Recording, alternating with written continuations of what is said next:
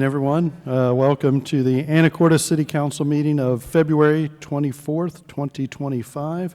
I'd like to call the meeting to order. Mr. Franciac, could you take the roll, please? Mr. Fantini. Here. Mr. Young. Mr. Walters. Here. Ms. Cleland McGrath. Here. Ms. Moulton. Here.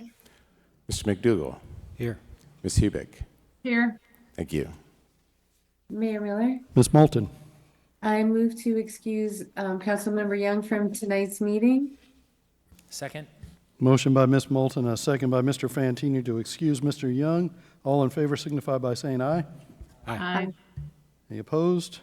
Okay, motion carries. Would you please join me in the Pledge of Allegiance?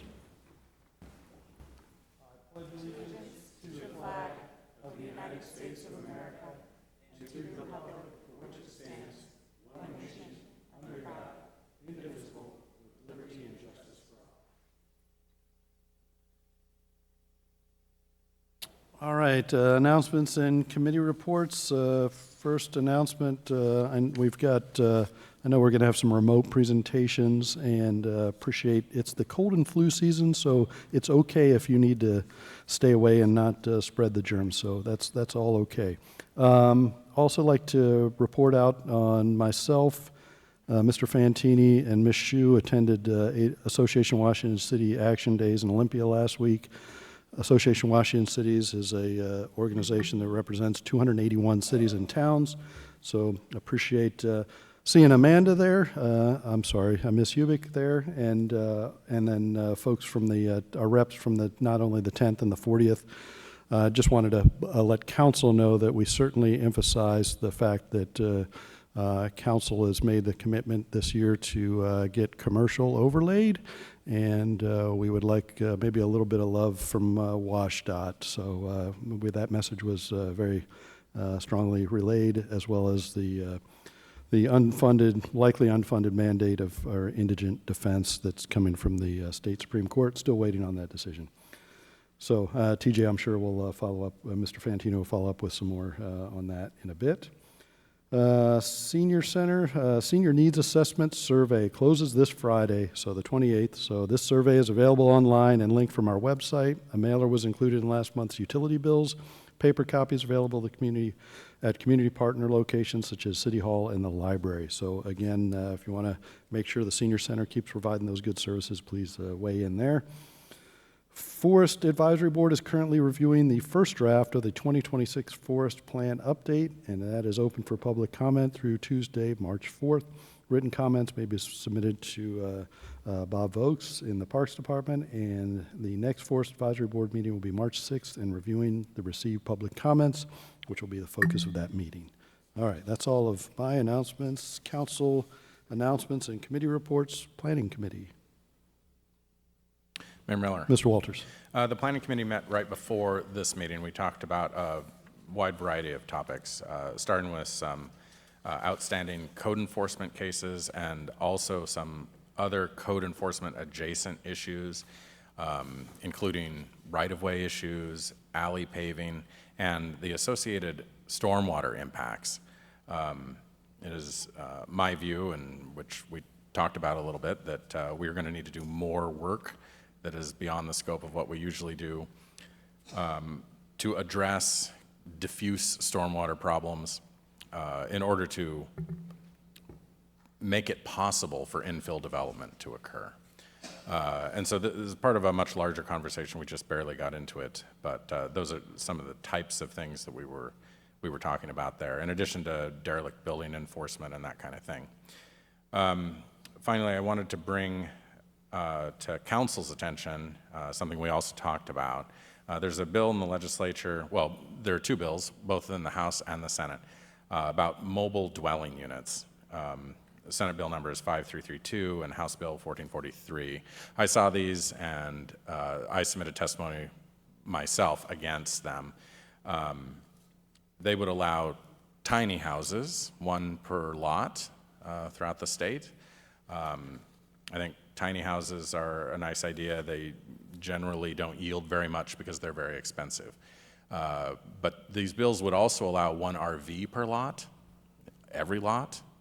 would not allow local government inspection, would require some connections, but including through like a garden hose bib. And it's my view that that would be extraordinarily problematic for nearly every city in the state of Washington. And I would encourage us to take a look at that individually, and if that bill continues to move forward, maybe take some steps to express our collective judgment about it. If you'll permit me, we also met as the North Star Housing Task Force earlier this afternoon. We reviewed some North Star presentations, maybe in line with what North Star is going to present to us tonight. We also talked about upcoming presentations our task force will receive from the various nonprofit housing providers. And then I looped the housing task force into our local Able Housing initiative that is working to provide disabled adults in our community with housing. And so they will reach out to them and get them on their radar as well as one of the local nonprofits that's providing this housing. Thank you. Any questions for the Planning Committee? All right, next up, Personnel Committee. Mayor Miller. Ms. Cleveland McGrath. Thank you. Personnel Committee met on February 14th. It was Councilmember Young and myself. The majority of our discussion was a presentation by Ms. Hsu about the public defense update for the public defender, which is later will be addressed on the agenda. So there's not much to add there. Just gave us a summary of what was coming up. Also, we talked a little bit about the kind of a overarching assessment of exits from the city and looked at where they were coming from and was pretty even across the board, across departments, fairly consistent for this last year. So it was nice to kind of get a debrief. We discussed a little bit about why folks leave. We don't always get an answer for that, but there was nothing glaring that was obvious or out of step. So that was nice to kind of get a debrief on. One thing that did come up a few times was just the option for remote work, which I think we are working on as the new policy comes out. There will be some updates regarding remote work and that option for specific positions where it would make sense. And then we got somewhat of an update on the police recruitment. We had a team of a handful of police officers along with our HR director go and visit Washington State University and Eastern, and that went fairly well. So we were happy to get some, excitement and interest. So we hope to do that again, and we had a detective there and then another officer who had some connections to Washington State University. So we were able to take advantage of our good standing and got some really beneficial discussions with potential employees. Questions for personnel? All right, next up, Public Safety Committee. Mayor Miller. Mr. Fantini. The Public Safety Committee met on February 11th.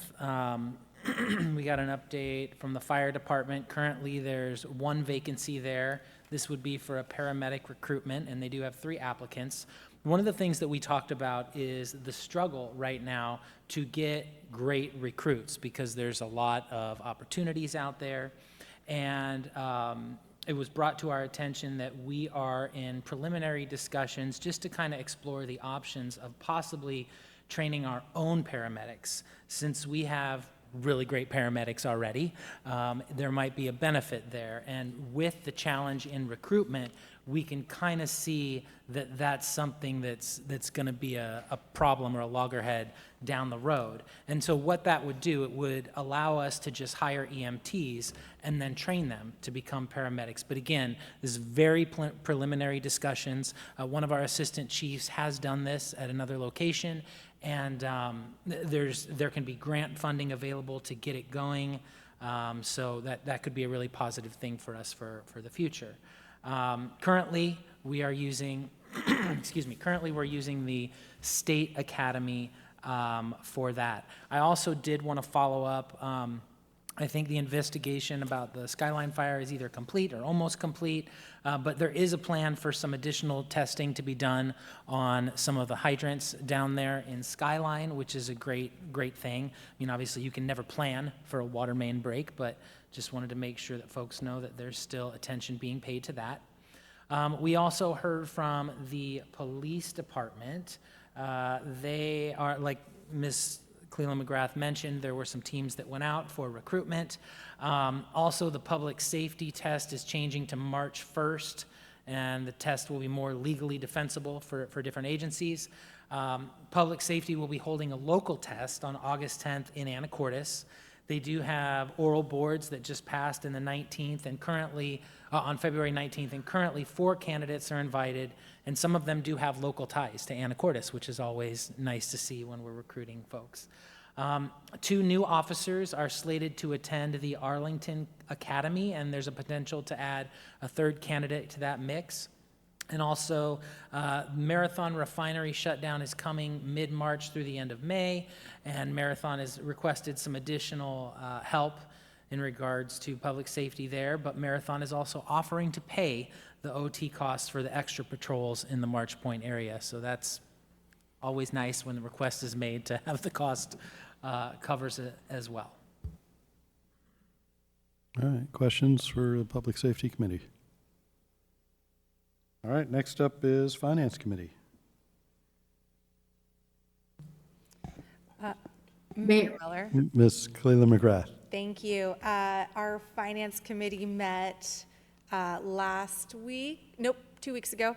That's why it's a little hazy.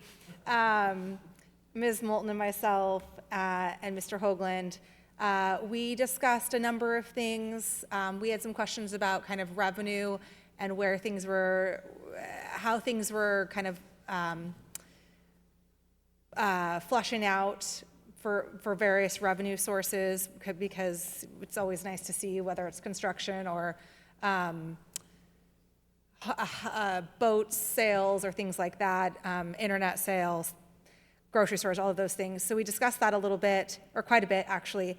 Then we also did some really preliminary discussion when it came to an event center and the challenges that we're going to have to address when it comes to bonding that project, because our initial discussion is that we will use LTAC funds, but understanding kind of how that process will work when we go and the underwriters look at that bond and what information we're going to have to articulate and what kind of agreements we're going to need to have with the port when it comes to those things. The other thing we discussed quite a bit was just kind of an overall summary. We should be getting an update of how our finances are doing in the month of March, so stay tuned. Also, I believe that Mr. Hoagland is going to do a little bit of an education about how we do accounting. So we discussed, as Carolyn and I are not necessarily the biggest numbers people, we gave some pointers about how to keep it interesting for the layperson.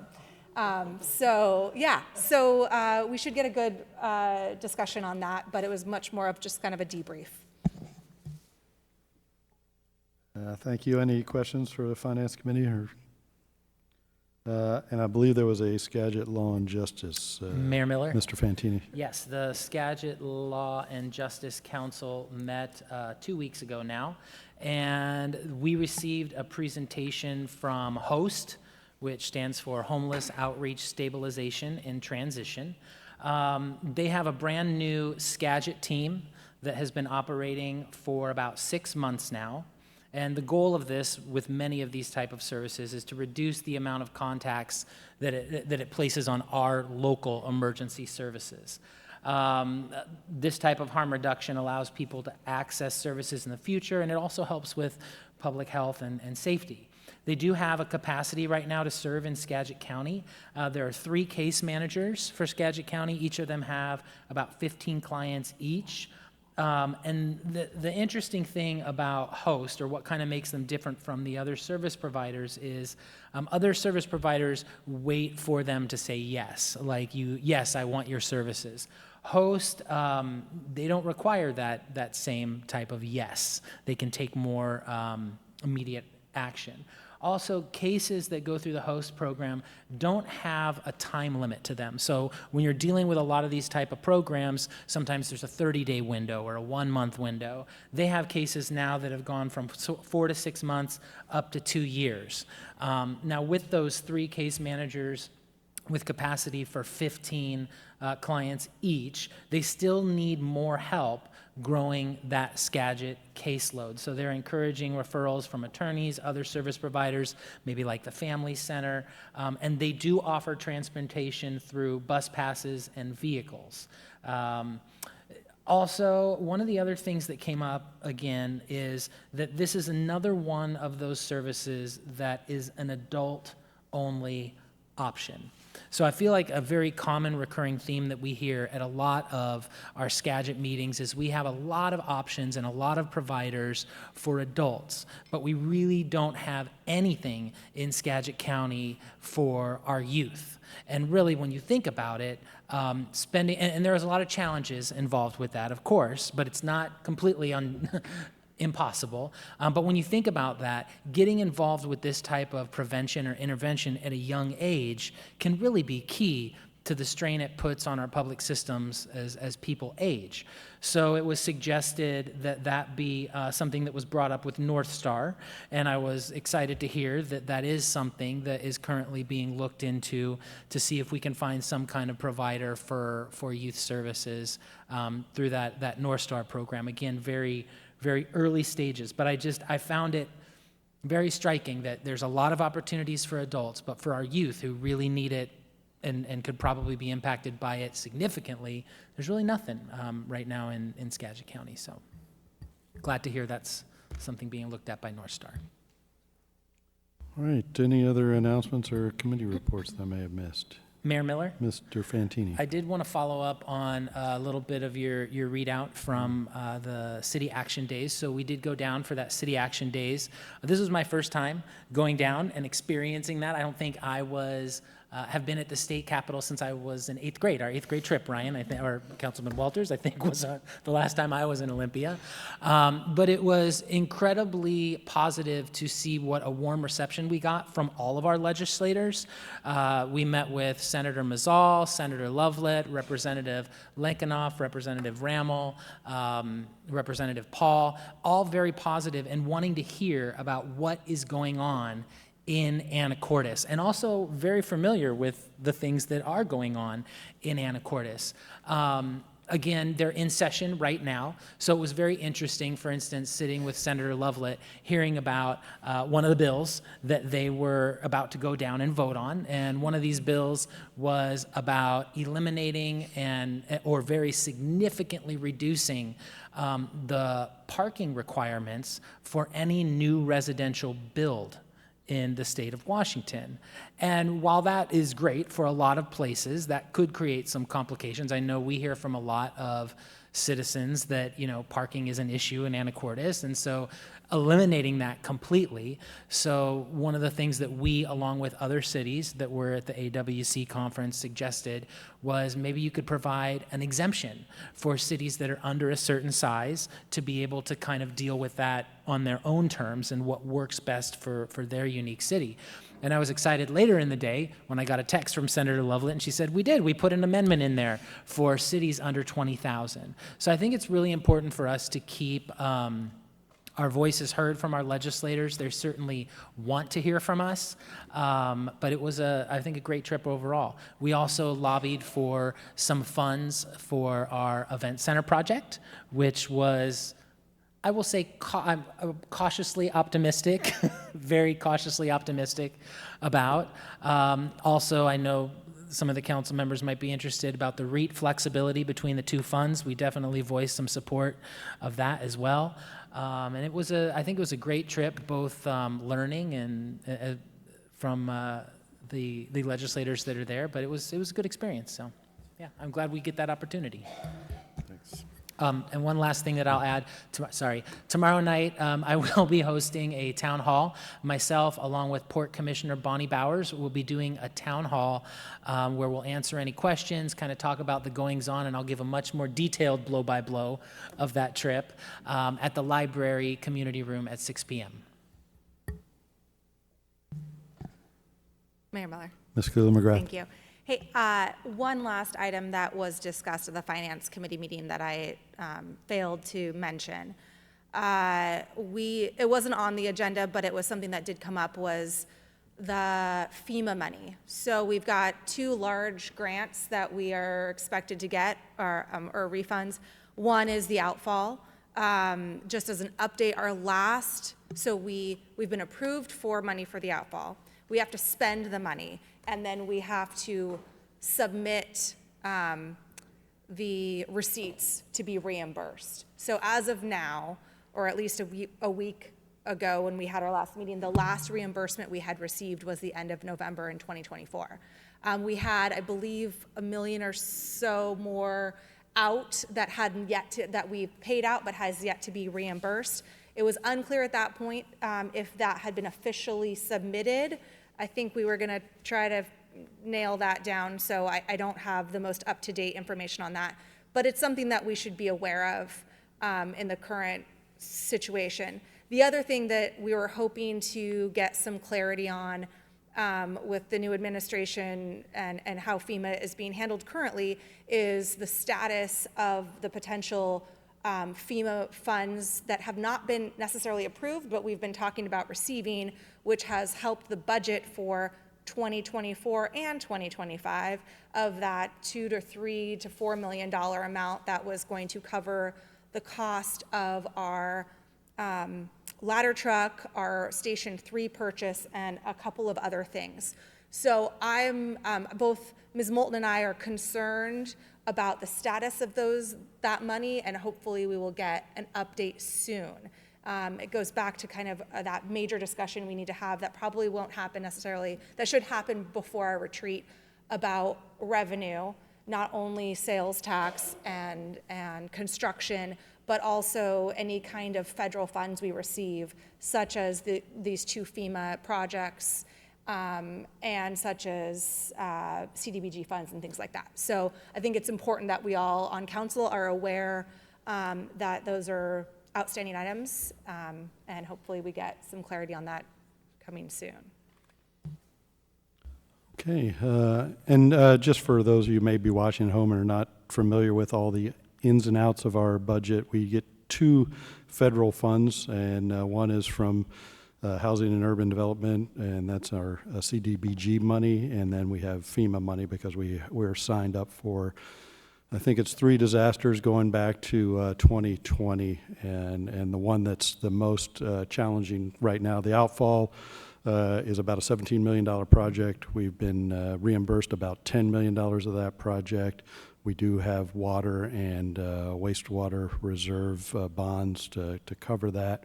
And then the other one is called an alternative project for a disaster that happened where one of our trails basically fell in the ocean, and it's been I would say a 2-year negotiation with FEMA on how much it costs, but as of Friday, we have, I believe, just about come to an agreement at $2.5 million.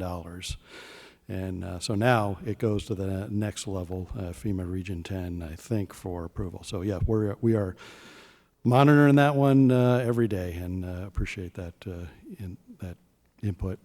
Any other announcements or committee reports I may have missed? Okay, moving on to item 4, public comment. This opportunity to member of the public that wish to address the council on anything that's not on our agenda. And I've got a couple folks signed up, so you always get to go first because you signed up. And I have, I think it's Janine Jolly, and the topic is Oaks Street safety. Oh, yeah, sorry. Yep, come to the podium, and you get 3 minutes to say whatever you want, as long as it's not disruptive, but I'm sure it won't be. And just turn the microphone on, and turn so by the microphone there, and you can bend that microphone down so you can be close, and then there's a green light, and And you're on. Thank you. And get a little bit closer to make sure we can All right. hear. Thank Because you. we do record these meetings, but Okay. it's not to be intimidating. We have to. Right. Good evening. My name is Janine Jolly, and my husband David and I, we live on Navigator Lane in Anacortes. On the early morning of December 26th, we were awoken by a very serious auto accident outside our home on Oaks Avenue. A hit-and-run driver collided and destroyed a large section of the fence, and the driver fled the scene through our backyard. This was a very serious car accident, a single car accident, and it was remarkable that no one died. Shortly after the accident, we reached out to city officials by email in an attempt to discuss our concerns regarding the lack of safety measures along the road above our homes in Channel Landing. The lack of response has been concerning and disappointing. Mr. Fantini, thank you for taking the time to respond. We appreciate it. Darcy Swetnam's dismissive email on February 18th provided no explanation why the city believes a barrier is not warranted, no invitation for further conversation, and immediate deflection to the state.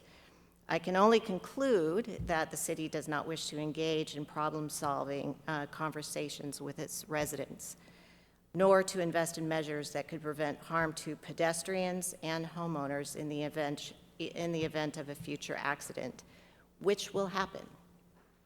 City engineers propose that the recent accident is a unique situation and unlikely to occur. This was not an isolated event, but part of a pattern of serious accidents on Oaks Avenue near our property. In the 3 years that we have lived in our home, we've witnessed 3 major accidents. One crash the year prior launched a fender over our fence into our yard, landing near our home. Previous incidents include a vehicle crashing through the fence and into the neighborhood. We believe accidents in this area occur far more often than the city recognizes or is willing to admit. Clear zone, which was referenced to us as a controlling criterion by Mr. Logan Lee. Clear zoning notes, quote, consistent design approach guided by past crash history, unquote. The crash history speaks for itself. Regarding the consistent design approach, a guardrail is installed along the Portales frontage to the Ship Harbor Inn, where the conditions are much like our subject area. There's sidewalk, there's pedestrians, there's bicyclists, and there's homeowners. I ask you, the city, to provide your analysis and reasoning as what was used to form the decision to install a guardrail along Portales, but not Channel Landing. The only speed sign is 9/10 of a mile east of the curvature in the road. There are no speed signs, no light reflectors, no flashing lights, no barriers before or at the curvature in the road. Speed signs, speed patrols, warning signs, proper lighting, and/or a guardrail system are essential for the safety of drivers, pedestrians, bicyclists, and property. So we urge the city to consider this issue with accurate data and prioritize community safety. We are asking for our city leaders to engage in a conversation with us to determine solutions together to minimize speeding and therefore accidents along the stretch of road. I think we'd all agree that making the city streets safer should always be a priority. Okay, thank you very much. Thank you for Appreciate your it. time. And I think the next person is on the same subject. I think it's Shauna Kitsan, if I said that correctly. And if you could say your name and city you live in, please. Absolutely. My name is Shauna Kitsan, and I'm a resident of Channel Landing with my home situated adjacent the fence in the 4000 block of State Route 20 Oaks Avenue. Most recently, in late December, for the 3rd time, a westbound vehicle veered off Oaks Avenue at an unmarked dogleg street corner, careened across both City Boulevard and sidewalk at the eastern side of Channel Landing, and crashed through 5 panels of soundproof fence, with each subsequent vehicular incident being more adverse than the one previous. Our request to the city was initially and remains specifically for the installation of a barrier of sorts, even just for a portion of our neighborhood highway perimeter, such as that in place for the Portales stretch of highway. Presently, the city committed only to install a reflection sign at the curve. While appreciative of necessary signage where none currently exists, we find that this proposed action falls woefully short of providing a reasonable protective separation between people, homes, and moving vehicles. Fortunately, to date, there has been no reported personal injury or death associated with these past incidents. Regarding our barrier request, most disappointingly, there has been lackluster and seemingly dismissive city response thus far. With reference to the recent vehicle fence event, a city engineer relayed the unlikeliness of such an event to reoccur. Considering the occurrence of 3 incidents in the same location, the city engineer's response would seem to defy future statistical probability. Additionally, a city engineer inferred that Channel Landing owned the property between the highway and the fence. Upon clarification today with the City Planning and Development Department, both the grass boulevard and the sidewalk are most likely not the ownership of Channel Landing, but rather the city. As a retired registered nurse and risk manager for Peace Health, I can say with certainty that it's far easier and less costly to repair a fence or a vehicle than to restore personal health from an injury, with the loss of life bearing the highest cost of all. With reference to the saying, when you know better, you do better, Channel Landing sincerely welcomes the city to do better in the interest of pedestrian safety on this proven concerning stretch of sidewalk, because another vehicle incident is just right around the corner. Thank you for your time, and I appreciate your service to Anacortes. Thank you for your input, and I will assure you that the city staff will continue to communicate with the neighbors on that issue. All right, anybody else wish to address the council on anything that is not on our agenda? I don't have any online.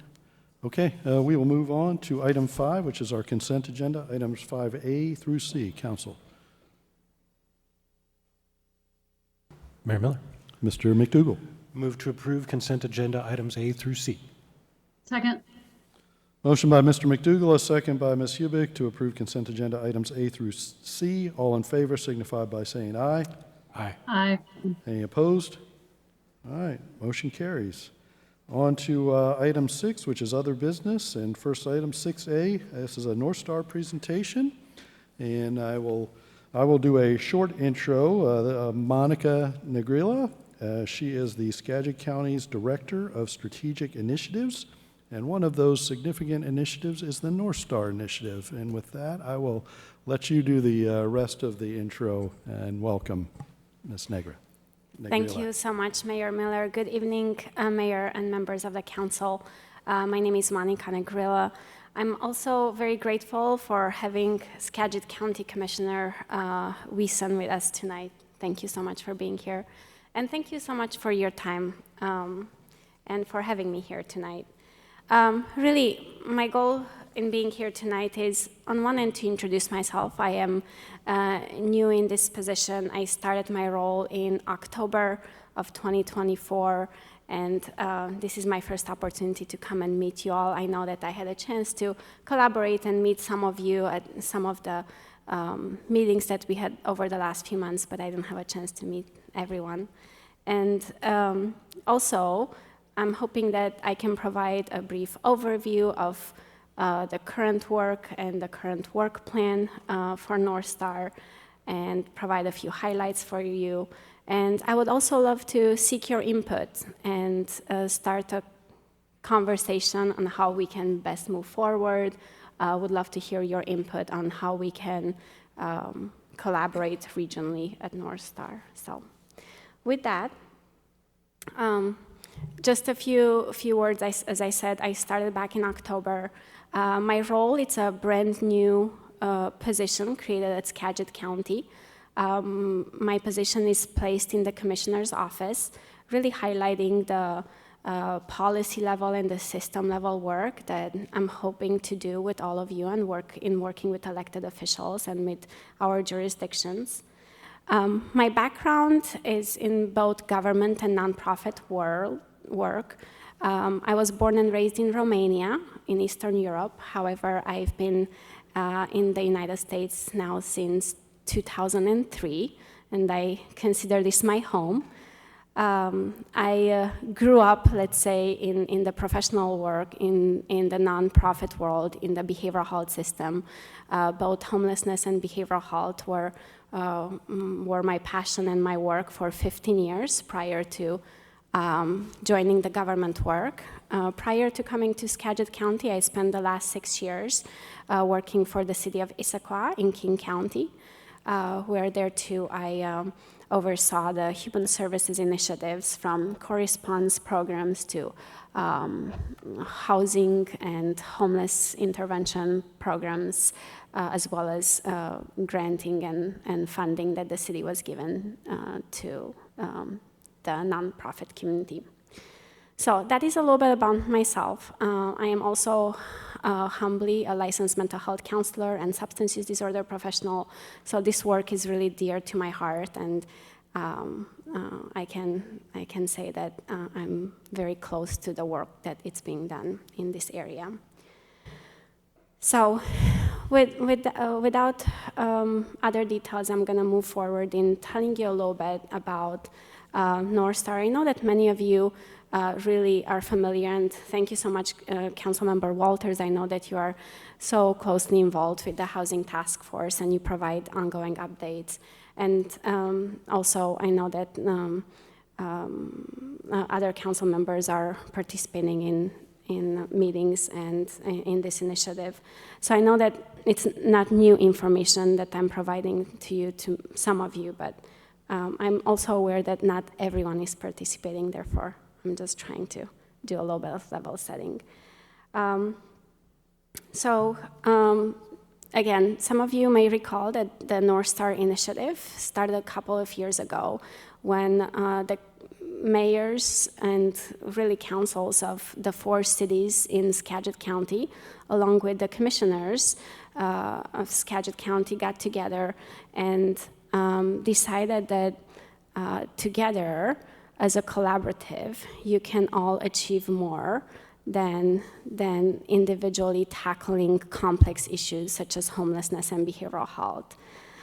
So with that being the foundation of this work, the goal of the collaborative initially was really to work on creating a cross-jurisdictional alignment on the complex issues, such as behavioral health and homelessness, to try to get to a shared decision-making, to look into opportunities to perhaps pool resources, and really trying to streamline and create efficiencies in community services. The vision for North Star early on was pretty simple. On one end, the idea was that no one in our communities has to live in their car or on the street, or I could boldly also say no one has to die in their car or on the street. The second North Star vision was that everyone can get, hopefully, the services that they need when they need them. And then third, our key partners know what North Star is and want to be part of it. Along with the vision, a strategic process was accomplished, and the strategic framework was created, really to anchor the work that we are doing and to keep us accountable. The 3 pillars for the North Star strategic framework are 1, durable governance, staffing, and funding, really creating a mechanism that's sustainable for the North Star Collaborative. Second, creating an effective community-based system of care, and this is both for mental health and substance use disorder services, creating a recovery system of care. And third, creating a stable and safe housing for everyone. Here on the screen, you see some of the accomplishments to date of the North Star Initiative. Quite a lot of work has been done under each of the pillars. As you may see under durable governance, staffing, and funding, really a lot has been accomplished in establishing structures in place that also provide a process for decision-making process. So currently, the North Star Collaborative has a leadership team that's comprised by the mayors and the county commissioners. It also has a pretty large advisory group, and I know some of you are serving on the advisory group. In addition to council members from all the jurisdictions, the advisory group also has representatives of the community-based organizations, the healthcare system, school district, people with lived experience, and so forth. And in addition to the advisory group, we also have a few technical groups. We call them task forces. And I know, Councilmember Walters, you are serving on the Housing Task Force. And these are professionals from each of the jurisdictions that work on policy level proposals, as well as looking for additional funding or looking to improve the system. In addition to the Housing Task Force, we also have a Recovery Task Force. More recently, we also launched a co-response task force, your paramedic program, and represented by Steve Monrad is a part of that as well. And so, in addition to that, I was hired as the first staff of this collaborative. For the other two pillars, the collaborative initiative before I came on board was able to successfully secure significant funding to help with additional shelter space, additional recovery services, as well as funding for permanent supportive housing. You may be familiar with the STAR Center. Last year, they broke ground on building the second phase of that center that will provide additional beds for voluntary treatment, triage, and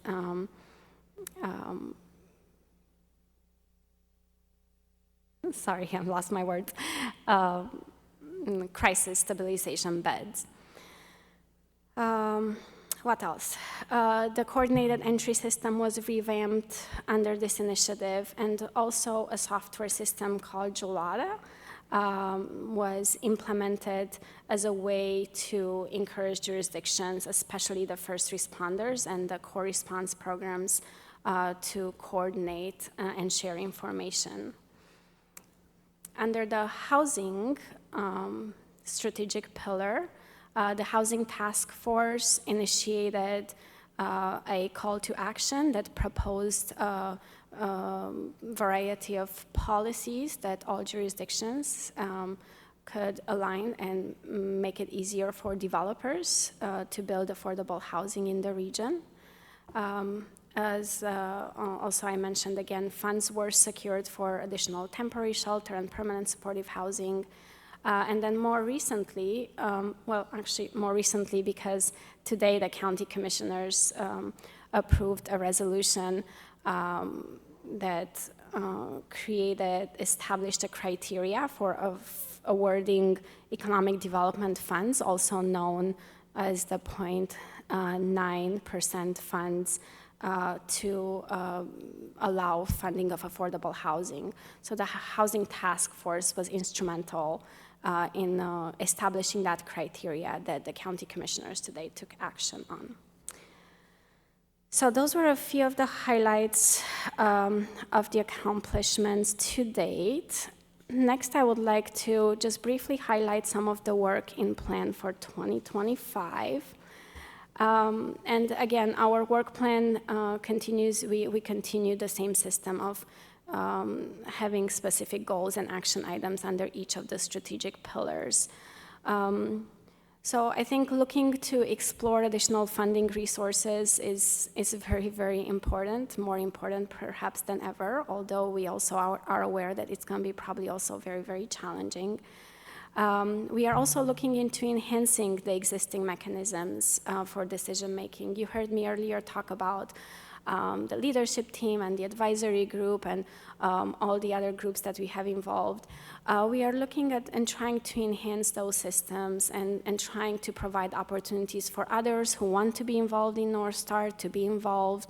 We are looking at perhaps, should we consider having terms? Should we consider having leaders within the groups? Should we have chairs for, let's say, the task forces and whatnot? So we are going to work with all of those groups in enhancing those structures. We would also love to explore strengthening the collaboration with all of the cities, and we would love to explore perhaps interlocal agreements. I'm going to be open for additional conversations, and I have questions for you at the end. But that's certainly something that we would love to at least explore. And we have quite often communities and groups and organizations from the private sector to the public sector and nonprofit approaching us wanting to be part of North Star. So we are going to look for a way to provide that. Currently, we don't have a way for those who want to be part of North Star to do that. For the service side of things, for both housing and the behavioral health system, we're going to try to expand this body of work. We are, as I mentioned earlier, working currently with the correspondence programs in our county with all of our jurisdictions to see how we may come together and work as a joint system in making sure that we address all of the needs in our region. We're going to look at expanding the data tracking that we are currently doing and really just expanding and strengthening those supports. For housing, as Councilmember Walters mentioned earlier, we invited nonprofit developers to the table recently, and we would like to enhance and continue that relationship and really try to look at how we can partner with housing developers in trying to make it easier for them and more appealing, quite frankly, to build additional affordable housing. And of course, we are going to look for additional shelter capacity as well. So that being said, that was a brief overview of where we were, what we have in plan for this year. And before I pause and be available for questions and ask questions from you as well, I want to talk a little bit about a save the date. We are currently working on a North Star Connect symposium, currently scheduled for June 6th at the Swinomish Casino and Lodge. We hope that this is going to be an opportunity to bring the multiple sectors together for networking, collaboration, but also we hope to make this as an educational opportunity, a conference in which we can provide education on housing, behavioral health, and really the benefits of looking into collaborating as a region, as we can only be stronger if we work together. This concludes my presentation, and with your permission, I would love to ask your input on a couple of next steps. Would love to hear from you, council members, on how do you see the North Star initiative benefiting your community? And if you don't, what do we need to get there? And then how can we strengthen the collaboration between the county and the city of Anacortes? And with that, I'm also, of course, available for any questions you might have for me. Thank you so much. All right, thank you, Ms. Negrilla. And this sounds like it's a breakout session in an advisory group meeting, but I will like to point out that Councilmember Moulton also sits on the advisory group as part of North Star. So Yes, appreciate her doing that, and appreciate you coming here to communicate, because I don't do as good a job as both Ms. Moulton or Mr. Walters or you in communicating what North Star does, but I do spend a lot of time there. So with that, council questions, Thank you. comments. Mayor Miller. Mr. Walters. Thank you. To answer your first question, how does the North Star initiative benefit the city of Anacortes? This is not a comprehensive answer, but just as an example. In our housing task force work, especially at the urging of the city of Burlington, we generated this housing call to action that says, the local governments in Skagit County, we all know, have state responsibilities to plan for housing. But in order to really achieve that on the ground and make a difference for housing, for the foundation of our economy, for the foundation of the services we want to provide, here are the 4 policy things that we think all these jurisdictions should do. I think that agreement among all 4 of the Skagit cities, and to some lesser extent the county, because the county almost exclusively governs non-urbanized areas, that agreement among those 4 jurisdictions allows us to say here in Anacortes that, look, we need to do our part with housing, but we know, because we all have agreed, the other 3 cities are doing their part too. In quite a few cases, their part is a more significant impact than what we'll be doing here. But in the alternative, where we didn't have that agreement, what is the point of us doing work on housing? You know, if one jurisdiction decides to do it on their own, you're not making that difference. You're not squaring the circle of the collective action problem. So that by itself, and just as an example, I think is really powerful. And it didn't require any interlocal agreements, and it didn't require really hardly any agreements at all, except for here are the list of policy proposals and buy-ins from the cities to go forth and try to achieve those. So I think you know, there are many other things that North Star is working on, and those will look different and have different forms and require different tools. But just the consensus that we're working together to solve this collective problem is useful just by itself. Thank you so much. Mayor Miller, Mr. Fantini? I want to echo Mr. Walter's sentiments. I think that for me, the big thing that it does is it brings us all together, and the right, left hand, right foot, left foot, we all kind of know what each other's doing. And I think we're in a time when big lifts like this, like housing is not a problem that is unique to only Anacortes. This is a problem that is shared in Mount Vernon and Burlington and all across the country. And to be able to all come together, that is how we make some real change happen. Because if one person is going this route and the other person's going that route, it's so much better to pool resources, to pool energy, to pool our minds together to be able to accomplish something like that. So I couldn't agree more.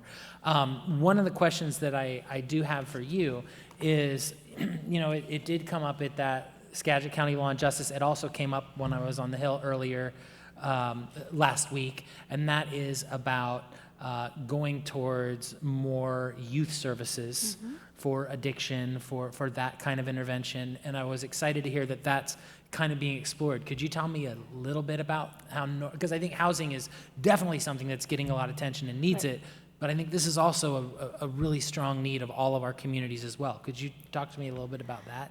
Yes, absolutely. Thank you so much for bringing that up, and I so appreciate the feedback as well. So actually at the advisory group meeting last time, the advisory group meets on a quarterly basis. So we last met in December. The need and the call to focus more on youth services came up.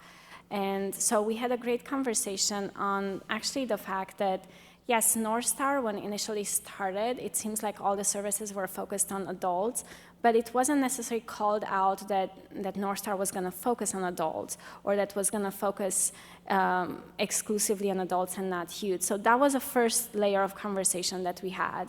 And then in addition to that, we do have on the advisory group, we have organizations who represent the youth services, and so they are the voice that actually continue to say there's a lack of services for youth. And so if we want to look into more upstream investments, that youth are a great place to start. So those are the initial conversations that we started. I went and I looked and checked a little bit with our staff at Public Health to see what current services might or might not be in place. I learned that the county currently funds an adjacent service in schools where they provide some of the counseling and therapy type services in schools that could identify early on those youth at risk for housing services, but they are just limited at this point, right? So that to say, I think as we continue, actually, we are going to have another advisory group meeting this week as we continue to look at what type of investments and where should we advocate more. I do believe that the need for upstream interventions as well as focusing more on the younger population will continue to come. And so I think that those are great opportunities. Sure. For us to One of the things that, thank you very much, I appreciate that. One of the things too that I think we learned this weekend when we were up there, and I hope that in your discussions, obviously financially it's challenging, especially with the state of our medical world right now and reimbursements. I know that the 23-hour crisis center up in Whatcom kind of is struggling with some of the reimbursements. I would encourage, with us being in Skagit County, that maybe we reach out to our partners at the various tribes. Because I know that when you're looking for reimbursements, there's a significant, I think they're reimbursed at 120%.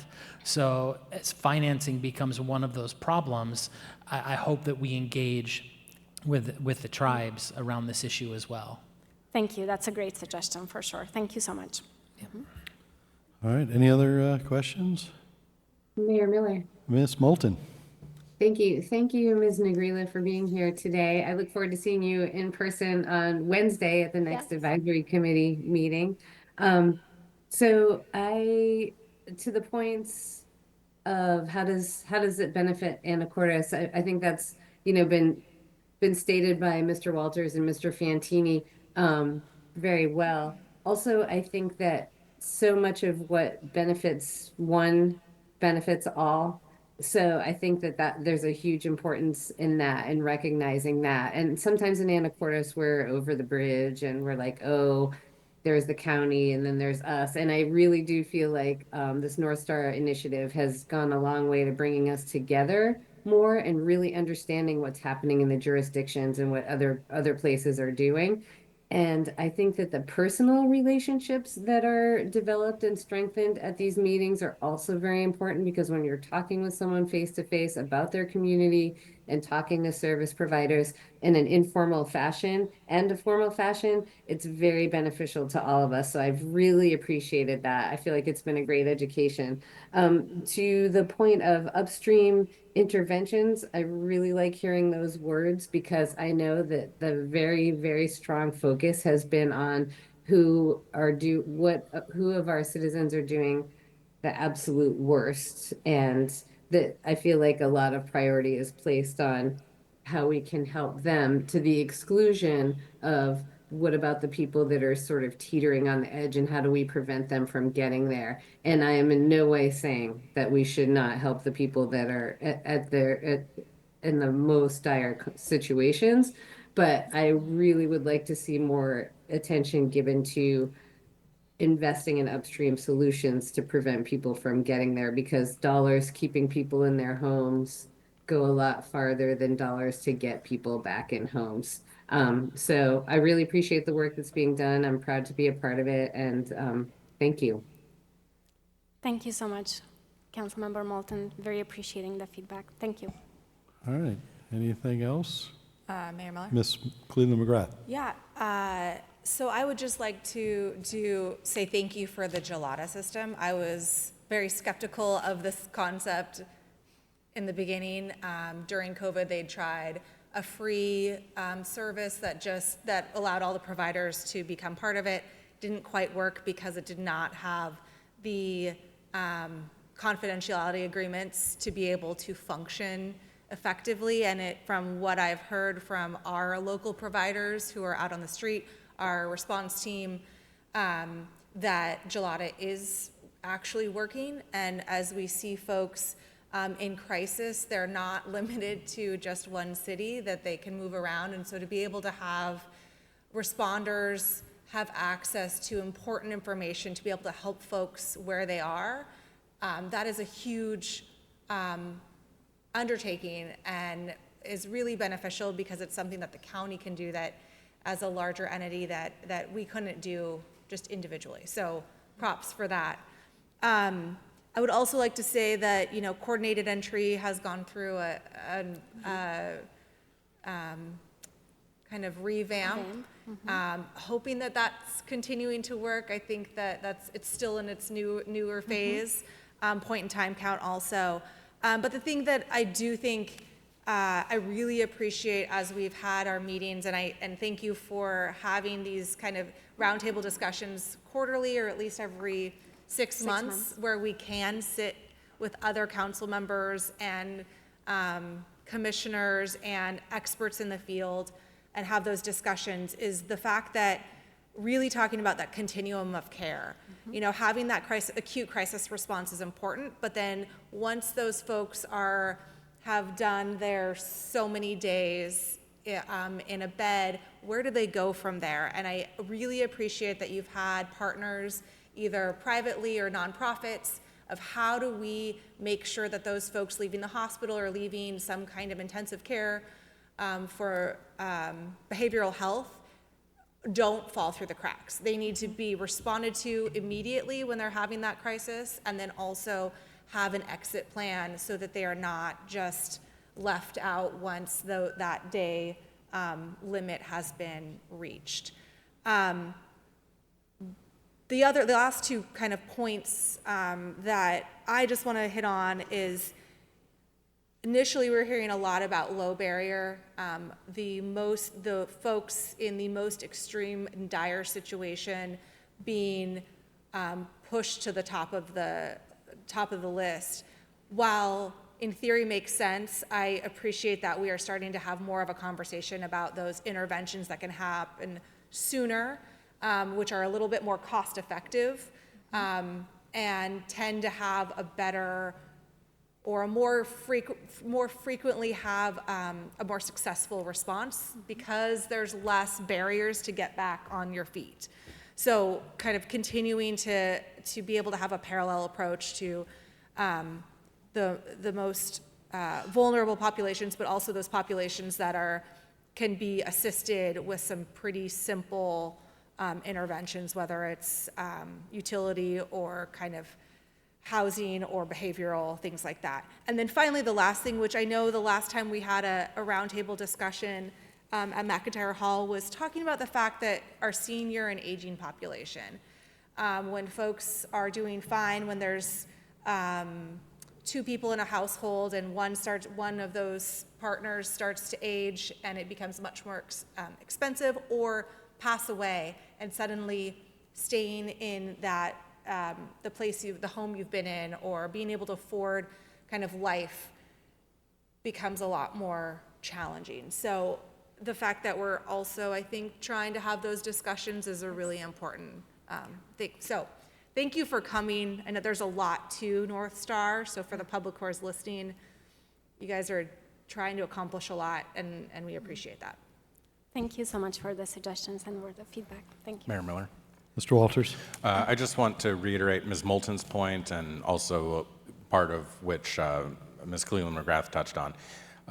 Several of us have talked about this for quite some time, including prior to your term here, but if we spend all of the money on the people at the very lowest end of the spectrum, to the exclusion of money maybe in much smaller quantities that could be made available to people that are teetering on the brink, or that have already fallen in the drink but need more assistance, but not as much assistance as the people at the far end. Is that the most efficient and most desirable allocation of funds? We have raised this question, and it's, I guess, more than a question, it's some advocacy. And part of the problem is there just isn't enough money to go around, and there isn't an ideal allocation of funds, and we recognize that. But we haven't really gotten a lot of engagement from North Star on that question. And it manifests itself in a number of different ways. There's so many different programs and so many different funding sources, but just the idea that we would spend only money focused on people that need it the most might mean that you are helping many fewer people than could be helped if we were helping people that don't need quite so much assistance. So I think we do also look for some engagement, either from you or from somebody else or in some other form, on that question as we move forward with all of these programs and policies. Thank you for that, Councilmember. Yeah, I'm not going to have to try to answer that one, since I was on the North Star leadership team when we debated that for almost a year about, and that was the hard one, especially when all the experts, and we all know, all of us electeds know, it's far more expensive to go to the emergency room or to the jail than do that upstream. So that was a really tough debate, but the input is very valuable, because I think, maybe we've managed to be somewhat more effective on the folks that are in most crisis, and now we can look at, I always want to look upstream, because I'm a fiscal tightwad, and I know that's where it's a lot easier to make the Thank you, dollars go Mayor. longer. So. Yeah, and I think a lot of conversation, like you said, happened before, but my understanding is that I think the intention was not perhaps to always focus on the most chronically needy community members, but perhaps to start with that. And perhaps now it's a good opportunity to really listen and reflect and revisit that conversation, right? And really listen to what our communities are telling us and what we learn, and certainly listen to you as elected officials. So thank you for that. All right, any other questions or comments? All right, well, thank you very much for coming. I really appreciate it, and thanks for what you're doing. Yeah, thank you, just the same. Have a good evening. All right, next up is item 6B. This is a contract modification, wastewater treatment plant outfall, permitting and monitoring services. This is a discussion item with possible action. Mr. Rahm's already here. Ready to go. Council, before you tonight is a contract modification for Widener and Associates in the amount of $119,552 to perform vibration monitoring. The wastewater treatment plant outfall project has officially switched from blasting to microtunneling. In doing so, the permit to do that requires vibration monitoring be conducted. Kind of the converse of this, HDR was contracted to perform geotechnical monitoring in the amount of $159,000 to monitor the effects of and impacts of blasting. Because the project is proceeding without blasting, HDR's geotechnical services are no longer required, and their contract will be reduced by $159,000. So it's less money basically to monitor the vibrations. We are reducing their contract by that amount. That doesn't come to council, though. That's a mayoral procedure, so that's why it's not on the agenda for tonight. That's it. Questions for Mr. Rahm? Mayor Miller? Mr. Fantini? So we're reducing it by 159,000, but then we're adding 119,000, so it comes out better for us. Yes, Is that it's how less I'm understanding expensive. that? Yeah. And probably a lot better for the neighbors as well, who won't be having the blasting. They'll be drilling instead. Yeah, that's the main reason why we wanted to tunnel instead of blasting. Great. Mayor Miller? Mr. McDougall? Yeah, I'm actually kind of curious about the switch from the blasting was going to basically be a big trench, like for several blocks, and the microtunneling obviously drill under, like, what's the diameter of that thing? It's like So there's 24? a shaft in the ground they're building right now. If you Okay. want to go up there and look, it's huge. So that lowers the actual drilling machine in. I think I'm not totally sure. I can get back to you, but I believe it's 42-inch diameter boring that they're going to put in, and then they put a pipe through there, and they'll encase that on the outside with grout. Very cool. That's Yeah, great. Thank it'll you. be cool. Mayor Miller? Mr. Walters?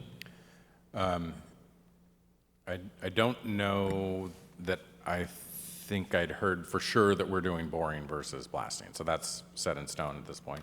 That is set in stone. Yeah, we had to do a contract modification, and I was a little hesitant until we got that final piece done before it's on the website now.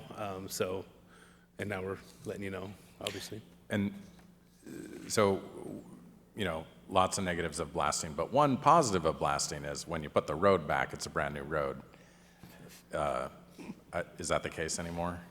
I believe the road still needs to be done. Okay. There were some power lines and things in the way if you go see this hole, you'll understand. It needs a lot of reconstruction because of the shaft that we had to build to lower the equipment in there. So that's still in the scope? Yeah. the repaving? I don't believe, and then the wires and everything are all going to be underground as well as part of the project Okay, good, good. on U Avenue. Right. Okay, thank you. Mayor Miller? Mr. Fantini? If there's no other discussion, I move that the city council authorize the mayor to sign a contract modification with Widener and Associates under contract 20-032-SEW-014 in the amount of $119,552.71. Second. Second. Okay, a motion by Mr. Fantini and a second by Mr. Walters to approve the contract as modification as presented. Any additional discussion? Mr. Franciac, vote please. Mr. Walters, Yes. Ms. Cleland McGrath, Yes. Ms. Moulton, Yes. Mr. McDougall, Yes. Ms. Hubick, yes, Mr. Fantini. Yes. Motion carries. Okay, next up is item 6C. This is a contract award. This is Ring Central VoIP software telephone system. This is a discussion item with possible action, and I see Ms. Shu has popped up on the screen, and I will turn it over to you, Ms. Shu. Hi, Mayor and Council. Thank you for letting me join over the internet tonight. I also have Michael Caulfield on the line with us.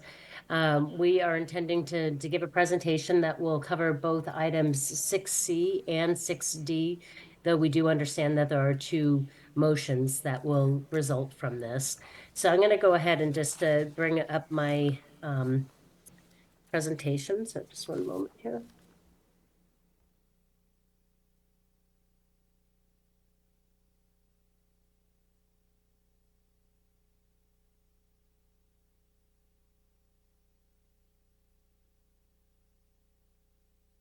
Can you see that? Yep, we can see it. Okay, sorry. And is it filling the whole screen? No, Okay. as much as I think it needs to be. Okay. Unless council has any concerns. Okay. So tonight we're going to be talking about a voice over internet protocol solution with the transition to Ring Central. To provide some background, our current VoIP provider, Mitel, announced their end of life and support December 31st, 2029. But the concerning part was that the security updates and patches were no longer going to be available after December 31st, 2025. Currently, we're spending $21,000 a year for the on-premise VoIP service with Mitel. And since we had transitioned to the VoIP Mitel system, all of the VoIP systems have transitioned to cloud-based software, similar to cloud-based systems, similar to other software. There are some benefits to the city by transitioning to a cloud-based system. It is more expensive, but it does take some of the responsibility away from the city in terms of will no longer be responsible for managing the servers or switches associated with that. So tonight you'll have two contracts before you, and I wanted to just touch base first on the Maverick contract. So we worked with Maverick. They helped us to in two different ways. They helped us to identify potential solutions to look at for our telecommunication needs. And then will continue on to work with us as the customer service representative moving forward. So their ongoing support includes providing the first call. So if should the city have any questions, we would be calling Maverick first. And then they have a more direct way in to escalate to Ring Central if it's something that they're not able to support. And they'll work with us as required moving forward.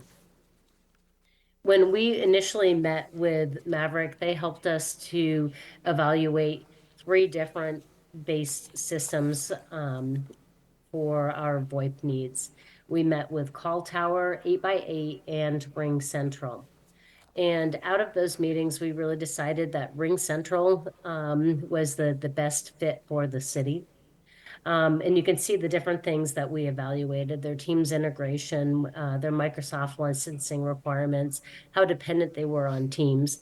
And one of the things I'd like to mention about Ring Central is, though at this point, we're not paying a separate premium to Microsoft for access to their Teams licensing. But in the event that ever happened, Ring Central has its own embedded application for video conferencing. We also appreciated that with Maverick, we're going to be able, with Maverick's assistance, we're going to be able to reuse our telephones, and they will be re-provisioned, having quite a significant cost savings to the city to not just have to get rid of our current phones that don't have a lot of financial value anymore, and buy new ones. So being able to re-provision those is very beneficial to us. So in terms of the administrative effort required to transition to Ring Central and for the different capabilities available through that phone system, we narrowed down the choices from Call Tower 8x8, Ring Central, and I should mention that earlier we also looked at moving to a cloud-based version of Mitel, and with the recommendation tonight to council that we move forward with Ring Central. This might be a good point to stop and see if there are any questions, and I know that Michael's online with us too and could answer any more technical questions. Okay, any questions at this point? Mayor Miller? Mr. Walters? And then Ms. Moulton, sorry. I had understood that we had evaluated Cloud Mitel and Teams natively, but they're not on your chart. Can you explain why? We did that not through the Maverick network. Oh, I see. Those You independently. Okay. Yes. All right, thank you. Ms. Moulton? Thanks. Thank you, Ms. Shu. I did have a question about the dynamic voicemail and video conferencing analytics, just a little bit. So would video conferencing replace Teams or Zoom, or is that like a different, how does that work with the other platforms, or does it supplant them? I'm happy to answer that, but Michael, you're also welcome to do that as well. So we will continue to utilize Teams as our primary, but Ring Central does have an embedded application which would include a video conferencing. So it provides a third option for us between Zoom that we use for our council meetings, Teams that we use, quite natively right now, and then also the Ring Central version for video conferencing. So like would Ring Central be for like interdepartmental stuff or like department head meetings? I'm just curious. It's just interesting that we're having, like, now we're gonna have 3 different ways to meet. It just seems, I don't know, is it unnecessary duplication? One of the things that this hasn't been decided yet, but there has been kind of discussion that at some point there may be extra charges associated with the being able to utilize Teams as part of our Microsoft licensing. And so this is just something that they offer. It's not anything that we necessarily need to utilize right away, but it does give us some additional options in the event that the pricing, when our current contract ends, we're just beginning year 3 of a 3-year contract with Microsoft for our systems, then that it gives us something to evaluate moving forward. Michael, did you want to add anything to that? Yeah, I would like to add that it is an all-inclusive package, so it's not necessarily an additional service that we would be paying for with Ring Central. It's just part of their solution that they offer. Gotcha. So these are things that we may or may not use, but there's some features that are included in the overall contract. Is that right? Yes, that's correct.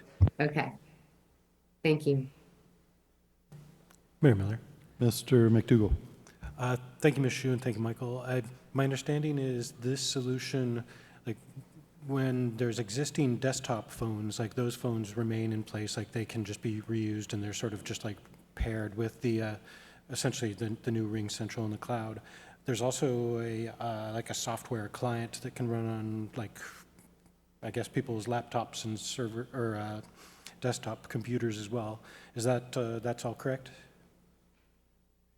Yes. So Ring Central can do two different things. Primarily, it can integrate with the Teams application. So it would show up and populate on the left-hand side for dialing out, but all the other features of Teams would remain in place. Alternatively, Ring Central can be run as its own application separate from Teams. So that's part of the other benefit to if Microsoft decides to charge us for Teams licensing in that regard. It would give us another way to accommodate communications if the need arises. Okay. Yeah, and with the software clients, like, do you guys foresee over the next few years, like, do we start to phase out the physical desktop phones, or, you know, if like if they start to, or if one like breaks down, essentially, do we replace that, or do we start to actually phase them out? And that's more of a curiosity thing than a policy thing at this point. Sure, it's difficult to say at this time. As it stands, these phones, the physical telephones, are still supported, but my assumption is that over the course of time, they will no longer receive hardware updates or firmware updates. So we would either have to pursue getting a more modern phone solution or transitioning to a virtual application as opposed to getting hardware again. It's something we would like to explore over time and get a good feel for the benefits and cons in both directions. Great, thank you. Mayor Miller? Mr. Walters? And can one of you talk about why you opted or why you recommend not to use Teams natively without the assistance of one of these other providers? Is there a feature set that's missing or some other conflict? Yes. So at this time, it was described that Teams wasn't fully featured to meet the requirements that we're looking for currently. It's still a partially under development solution. And we've also met with Mount Vernon, one of our neighbors, to get their take and position on using Teams. And my understanding is that they've been in kind of a testing phase for quite some time and haven't fully moved to that. And my guess is that they still need other features available through other providers. So at this time, it's difficult to go Teams without being able to leverage all the tools that we currently have. Was there some particular feature that's not available with Teams natively? I'm looking through some memory here. So fax is definitely one of them. Although we use a different provider for fax currently, Fax Finder. Ring Central does integrate that all inclusively, and there's some more complex routing and call handling that Teams isn't quite capable of. We have quite an extensive list of hunt groups, work groups, and auto attendants, and some of those things aren't quite fully mapped out yet in Teams.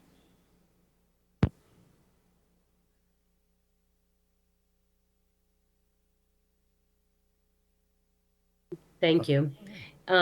So this next portion is specific to the Maverick contract that is in front of you. And so as part of the budgeting in the CFP, $40,000 was allocated for the phone system replacement. So what you have before you will be a contract with just over $39,000 in one-time non-recurring costs. This is for some equipment that we need, and then for the project management, installation, and training to transition over to the VoIP system through Ring Central. So this is the portion of the contract that is specific to Maverick. You can see that reprovisioning of the phones. They are charging us $3,000 for that. It takes about 45 minutes per phone, and we decided that that was a good use of the time for their assistance, because if we can reuse the phone, that saves us $15,000. So by paying $3,000, we're still coming out a net $12,000 ahead by not needing to repurchase all of those initial phones. I guess we just covered that's part of the CFP, and that we're able to reprovision the phones. Transition now to the monthly reoccurring costs with the Ring Central. The monthly costs are very similar to what we're paying right now if you just look at the summary of service. But by transitioning to the transitioning to the web or cloud-based system does include many more taxes. So you can see that the taxes are almost equivalent to what the monthly costs are. In 2025, we're not projecting that this will be an issue from a budgeting standpoint. One, because it will be, about in April, we're expecting that we will start this process. So we will not end our current system, and then we'll transition in mid-year. And then there will be 4 months at the start of the contract that there will be no costs associated with this. So it is something that we will need to look at from a budgeting standpoint in 2026. But it's not something that's going to result in a need for a budget amendment in 2025. The other thing is that this does utilize the Omnia purchasing contract from a pricing structure. There are a lot of different taxes and fees listed here, and so I just wanted to go through and do an explanation on some of those. It's not a surprise to us that we pay sales tax for the VoIP phone services. There's a 95-cent per line E911 tax. There's a 40-cent per line E988 tax that is for behavioral health. We pay into the Federal Universal Services Fund, and that is what helps to fund some of the broadband deployment in rural areas, or bringing phones and internet service to schools, churches, in underserved communities throughout the United States. We also pay for an E911 service fee provider. And that's something then that Ring Central charges us for, in addition to compliance and administrative cost recovery fees. So I just wanted to break down what some of those different taxes and fees are. So it is our recommendation that we move forward with signing the two contracts, one with Ring Central and the other with Maverick. And if there are remaining questions, we are happy to answer those. Okay, any additional questions, council?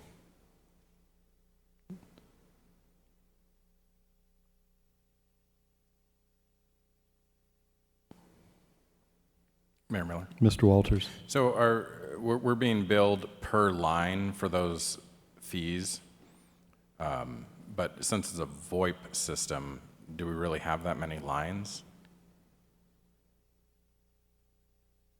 I mean, each VoIP number, that counts as a line for the purpose of these fees?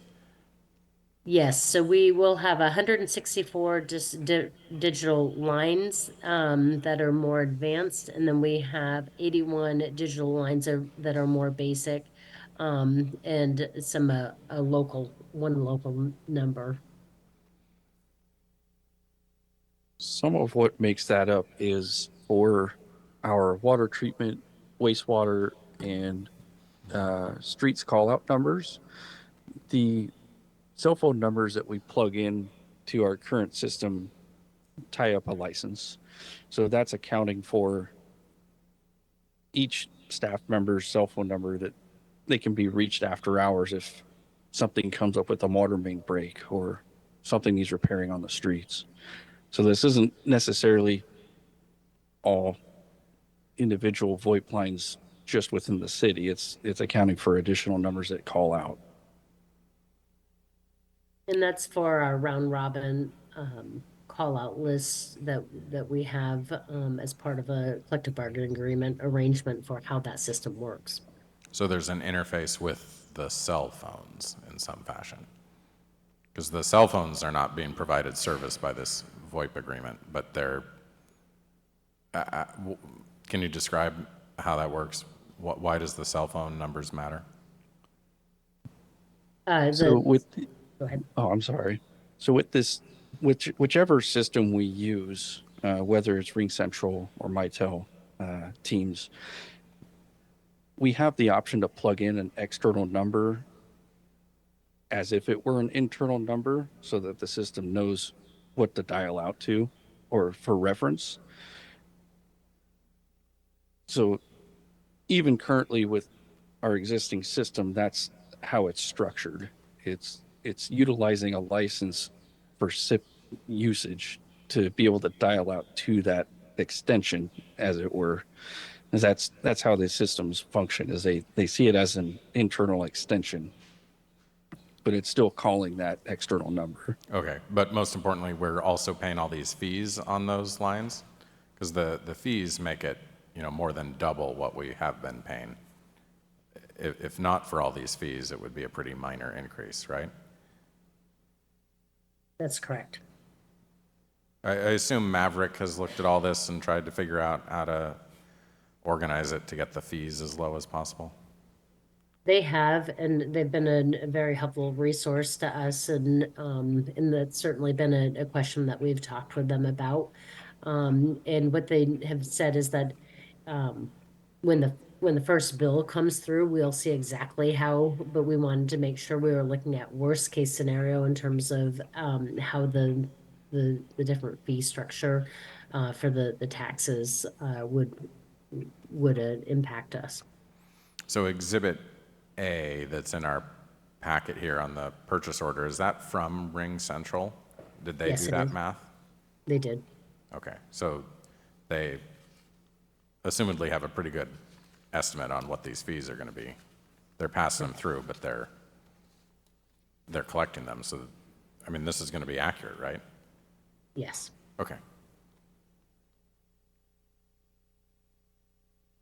And I should mention that this, we did present this to the IT Council Committee in advance of tonight's meeting, just to help address different questions that could come up.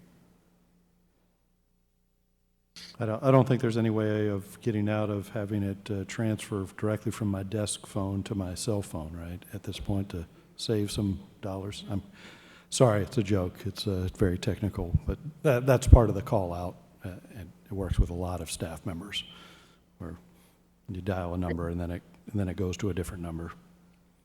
Mayor Miller? Yes, Ms. Moulton.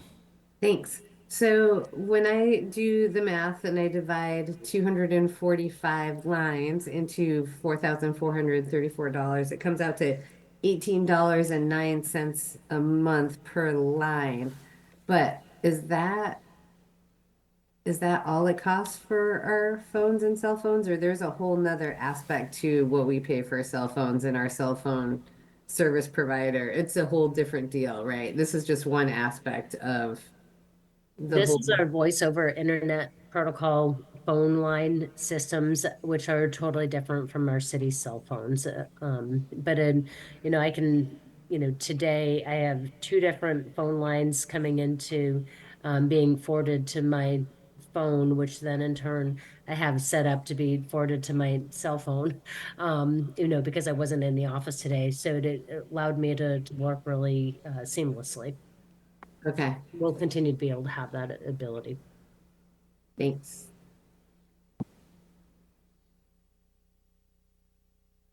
All right, council, what's your pleasure?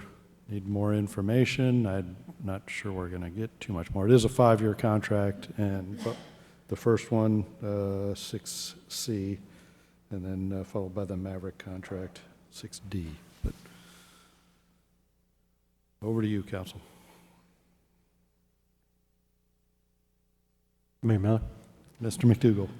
If no further questions, I move City Council authorize the mayor to sign the contract with Ring Central as presented. Second. Okay, motion by Mr. McDougall and a second by Ms. Cleveland McGrath to authorize me to sign contract 25053 ITS 002 with Ring Central for monthly cost of $2,198.48, taxes and fees for the VoIP software telephone system. Any additional discussion? Mr. Franciac, vote please.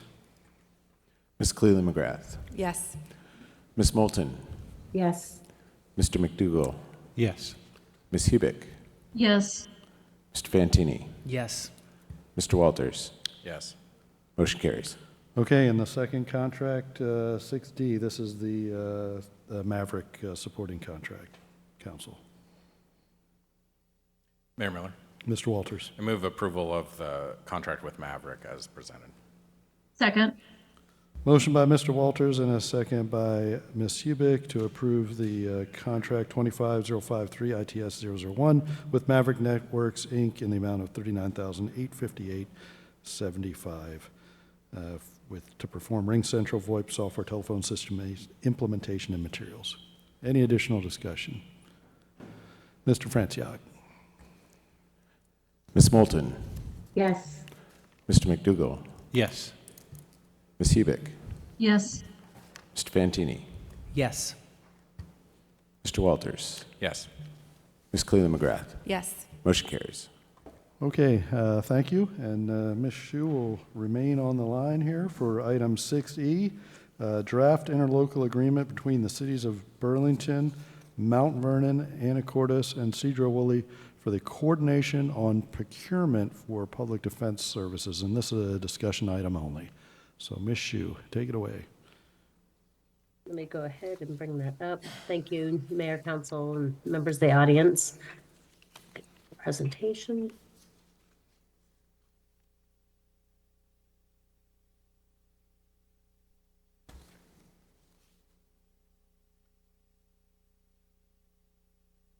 Okay, I think it's showing properly.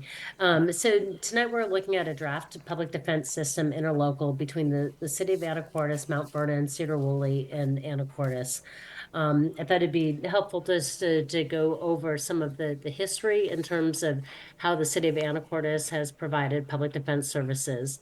So prior to 2015, the city contracted out for those public defense services. And then in response to Wilbur versus the city of Mount Vernon, the city established an in-house public defender's office in 2015. And at that time, that year, we also established municipal code specific to the Office of Public Defense. Then, as you probably remember, last year, the Washington State Bar Association adopted a phased reduction in caseload standards that was going to begin in July of 2025. We came in, the public defender and myself came and spoke about that in June of 2024. The Washington State Supreme Court has solicited public comment on the caseload standards, and it was anticipated that at their February 5th meeting that they were going to be sharing their decision on that. And now we've heard that possibly later this week. When they did meet in the beginning of February, they were silent on this. I do appreciate that in the 2025 budget that the only new position that was added was an addition of a public defender that resulted in a half-time public defender position, not because it's a half-time position, just because it was going to begin in July of 2025 when the caseload standards are anticipated to begin. Since that time, the city's public defender has resigned, and this has created an opportunity for us to have a discussion about maybe reevaluating the way in which we are providing our indigent defense services. So the public defense system interlocal that we are evaluating would create one indigent defense contract with a qualified law firm for all 4 cities. there are different provisions with that about how we would go about defining all of the details about the pricing on that, the methodology for the provisional payment, what different services are being required as we are looking at the defense screening protocols, and then providing for the assignment of a conflict counsel, the processing of appeals, the provisions for outside legal counsel, and public defense auditor services. So collectively, all of these elements would be referred to as a public defense system if we were to enter into this interlocal. So at this time, each city is presenting, staff members are presenting to their city councils draft interlocal and are looking for feedback on that.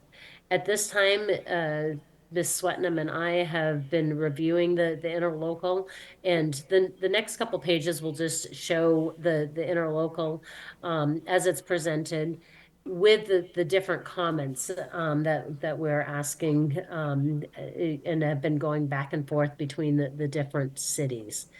The reason that the timing on this seemed to make sense was because it creates an opportunity now with the different standards coming into effect.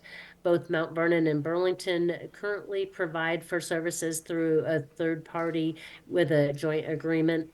Cedar Woolley has an independent agreement for a third party to provide these services. And the city of Anacortes is the only city that has not been providing contracted services, but has actually had an Office of Public Defense. In the meantime, we have been able to rehire on a temporary basis our former public defender who has come out of retirement to help us during this continued conversation about how best to move forward. And this, things may be aligning at this time in terms of thinking about moving to a system where all of the cities together put all of their cases together to then request for qualifications. We're specifically not looking to go out for requests for proposal, but we'd like to send out a request for qualifications. By entering into an interlocal, this will allow us to be able to do that jointly. And it is hopeful, or we are hopeful, that if we choose this path, that there will be enough cases that we really could gain the interest of maybe some larger firms that would be interested in looking at these types of services to become the public defender's office for 4 cities in Skagit County. So tonight, my hope is that I could receive some feedback so that we can incorporate that feedback into the agreement, bring it back to the other cities. The other cities are having these same conversations with their councils last week, this week, and into next week, so that we can finalize this to then be able to decide how and if we'd like to move forward. So with that, I will just go ahead and close the slideshow and just start a conversation. All right, time for the conversation. I would encourage, if you're not ready for that, I'd encourage the reading of the draft interlocal because the comments themselves are pretty insightful. But yeah, we're just starting this conversation and council questions, comments. Mayor Miller? Mr. Walters. Well, this strikes me as the right way to go to cover our obligation for public defense. Number one, economies of scale will assumedly benefit us here, but also the incremental need for additional public defense cases would seem to be accommodated here without adding, an entire 1.0 FTE if the caseload limits and our number of cases locally wouldn't otherwise yield the need for 1.0 FTE. So I like that. Of course, a lot of the detail there, though, will be covered in that later contract with the firm that will actually provide the public defense. So I guess remains to be seen exactly how that'll work out. One thing I think is critical, glad to see it in here, and don't want to see it removed, is the public defense auditor. It's just much, there's too much risk associated with this, especially given the history in Skagit County of problems with public defense, and there are potential constitutional problems, you know, if we don't do public defense well. The auditor is critical, and so I'm glad to see that in there. Mount Vernon and Burlington have already been doing this, right? They together, maybe also with Cedar Woolley, hired a firm to do public defense. Is this interlocal modeled on what they've done in the past, or can you, Ms. Shute, tell us any more about how they have managed that in the past? You are correct that Mount Vernon and Burlington have joined forces through an interlocal. I do not know if this is the exact same format that they have used. Cedar Woolley was not a part of that previously, but everything is kind of coming together where all 4 cities now are looking at it. I know that Mount Vernon and Burlington, the concept has worked well for them.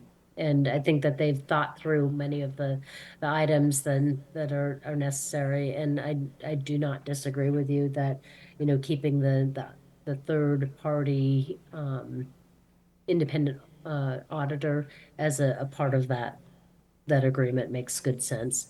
There's some nuances that we just would want to continue to work through about, you know, is it still valuable for us to have the Office of Assigned Counsel through Skagit County do all of our indigent defense screenings, or do we move towards a system that aligns with this?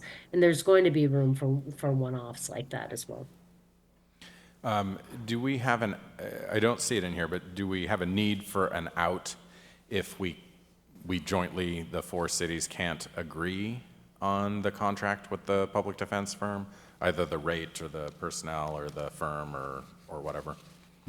I think that the thought process and the out is that we are looking at requests for qualifications instead of requests for proposals, where we would need to just go with the lowest bidder. So this will allow us to be able to interview and evaluate the needs of our, you know, 4 cities to come together with us. And do I assume that resulting contract will come back to each city council or whatever mechanism in each city, but here, the city council for approval? Yes, I would think that it has to, and that would be a portion of the interlocal that is that we all sign up on that. And maybe Ms. Swetnam can speak to that too, but my understanding and thought process is that each of the cities would agree to the final contract with the.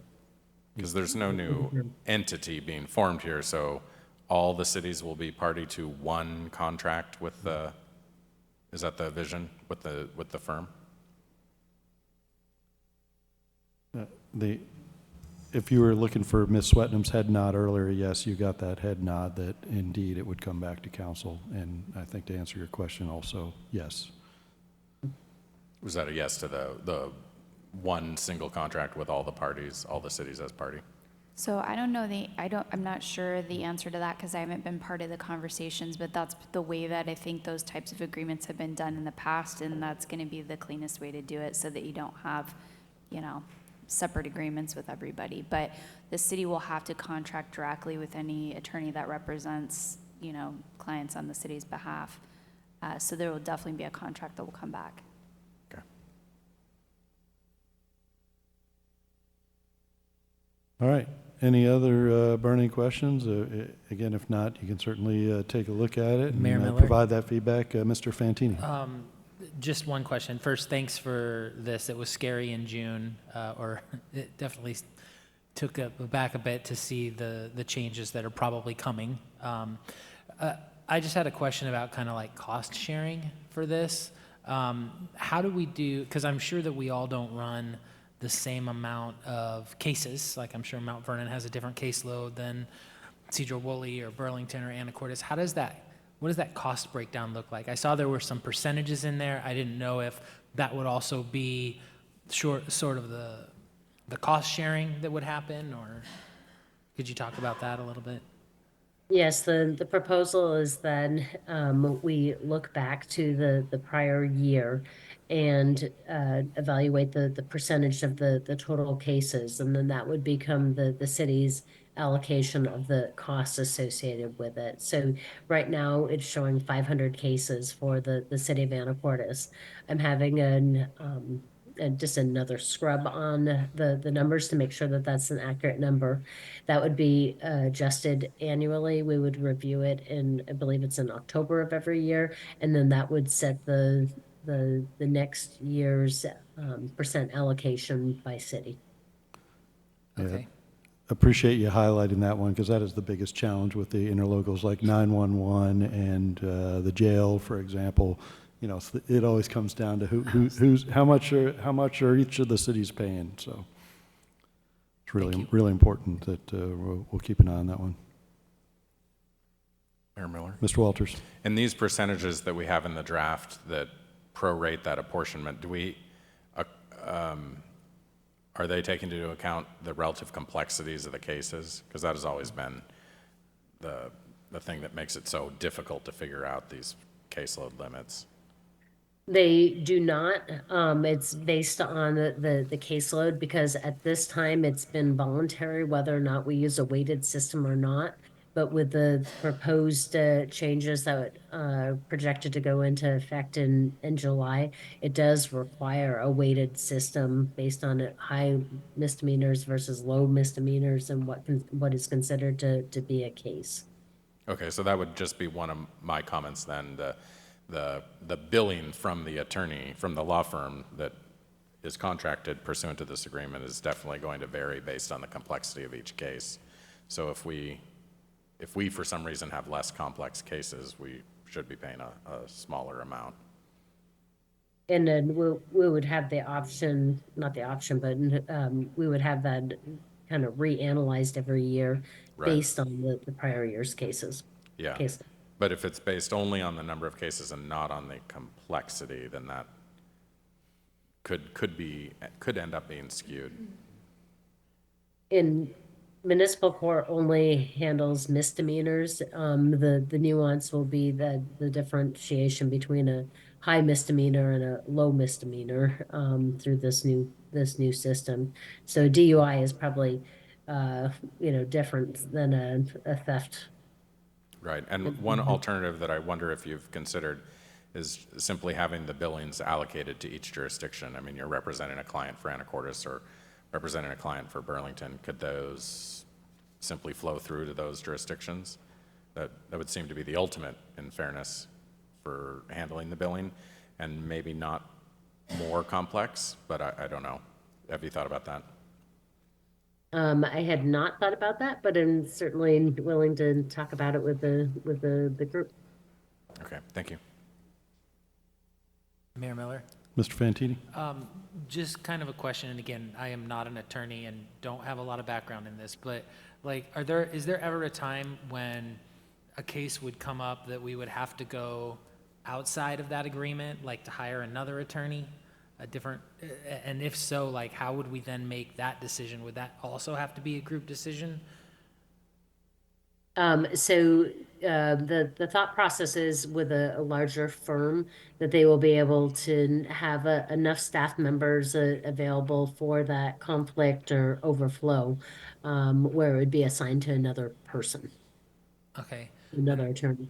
And then my last question is just with the cost sharing, and I thought that was a really good idea that Mr. Walters had. But for the public defense auditor, would that also, the cost be split according to the percentages that are in there now? I believe so, but I probably need to look at that a little bit more closely, because that will take the auditors actually go around and observe court in the different locations and then come back and provide feedback on that. So I'll just get a little bit more detail for you on that. Okay, thank you. All right, any more really good feedback?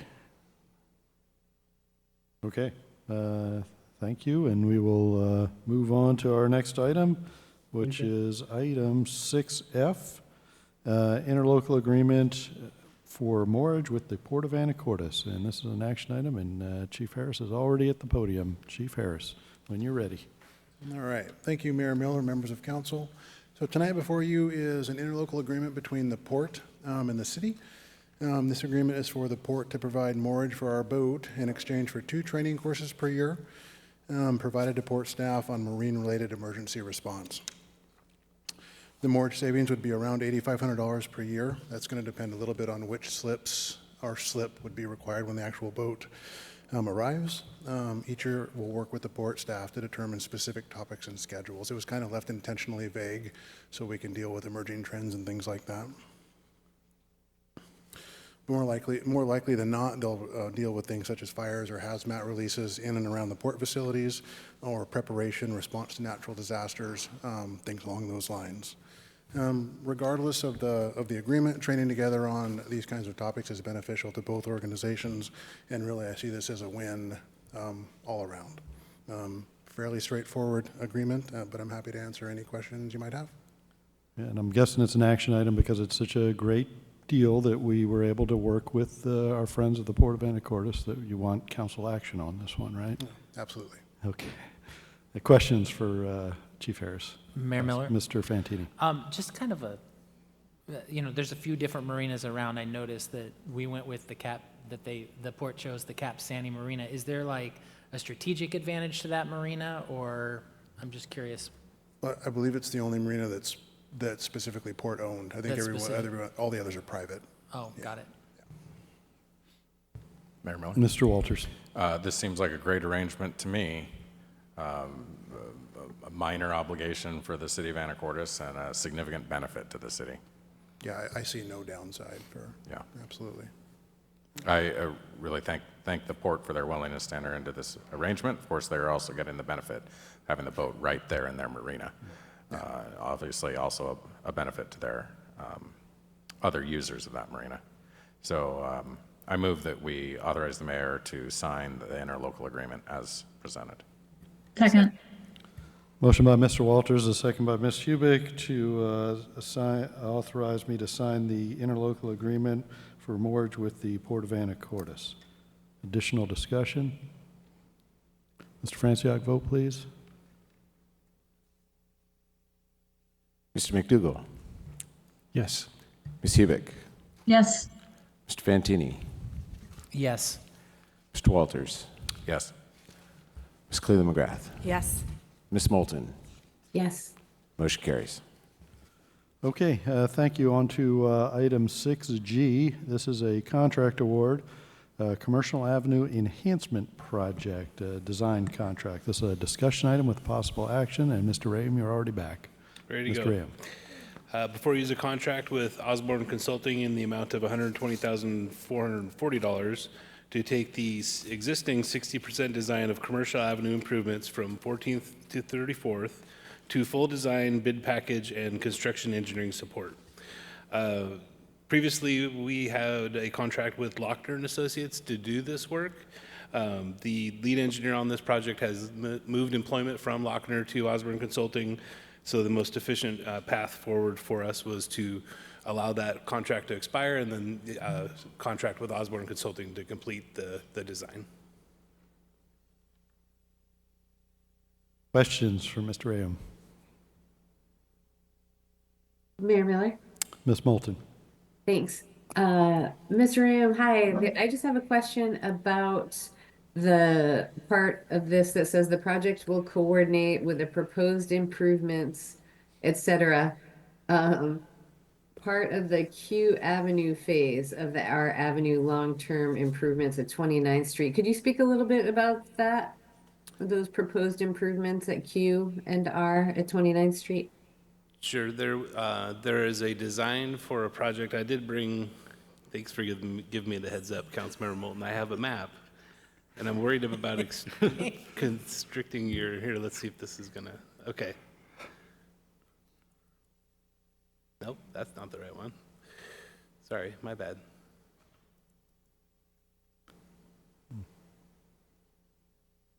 There we go. So the project that we're talking about is right here. It's this I don't know if you can see that very well. I can zoom in. There we go. Okay, so here's our avenue and commercials over here. There's a project, so our avenue project basically ended kind of where this starts. And this project was designed, actually it's just a portion of it, but anyhow, the new roundabout is at 30th, right? Which is right here. And it goes this way to the west, and then goes up it goes up Q Avenue, and then goes west again on 29th to Commercial. This is Commercial right here. So this part has already been designed, and that touches the project scope for the commercial project from 13th through 34th. So we want to make sure that, you know, obviously everything aligns between the two projects. This project was not in the CFP when I got here, and so we had a design going. It was originally part of the R Avenue project, and then it was like pulled off because the funding wasn't funding eligible for the freight funding that we got for R Avenue. One of the things that so it wasn't in the CFP for last year. It isn't in the one this year. We probably should have talked about it a little more as a group about like, what do you want to do with this project? One thing that is striking, I guess, for me is that this piece of it makes sense. This over here is like Savvy Bank, and so these sidewalks are already installed. But making this piece happen, because I struggle with the part about somebody would drive up here and the intent was they would take a right and then they'd take a left to get to Commercial instead of just driving straight on 30th all the way to Commercial. So that was part of why we had a bit of a pause about it. Like, well, why would we do that? We called it a dog leg, but like I've driven it quite a few times now. I'm like, I totally get getting the sidewalks completed, because right now where our avenue ends, it goes right into a ditch and like this kind of primitive road, if you will, and then it comes back up into a full sidewalks and road. So that section of it makes sense to me. This whole thing over here, I don't quite understand there is no funding to do it, by the way. I mean, we could use our own money. It's a $2.5 million project. I would encourage kind of rethinking about doing this intersection as it is designed in this project, because it changes the design of the intersection to these big curb bulb outs into Commercial, and the rest of the project we're not really anticipating doing that. We're just trying to fix the ADA ramps and pave it. So we could do the bulb outs there still as well. So, but that's why it's part of this contract, is to look at this design, and we need to make a decision on what we want to do at 29th and Commercial. Mayor Miller? Mr. Walters. That raised a lot more questions that I didn't previously have. So are you saying that these segments that are highlighted here are part of this contract that's in front of us now? No, it's not. It's just going to take into account the design of this project as part of the design of Commercial from 13th to 34th. Okay. Because see how it's on Commercial at 29th? Okay, so good. However, the intersection of 29th and Commercial, which you said, and I would agree, since it lacks funding, begs the question, should we be coordinating with a project that we're not anticipating doing right now? Well, I'd really like your guys' input if you want to do that project still. So it was a project that's been on the books for a long time, was part of our avenue. Somehow it fell off the CFP, so then it consecutively fell off the CFP again. Well, I think, I mean, I'm still feeling pretty confused about this, but 30th to Commercial, I feel like should be part of the R Avenue project, should get done. I don't understand this dogleg over to 29th. We don't either.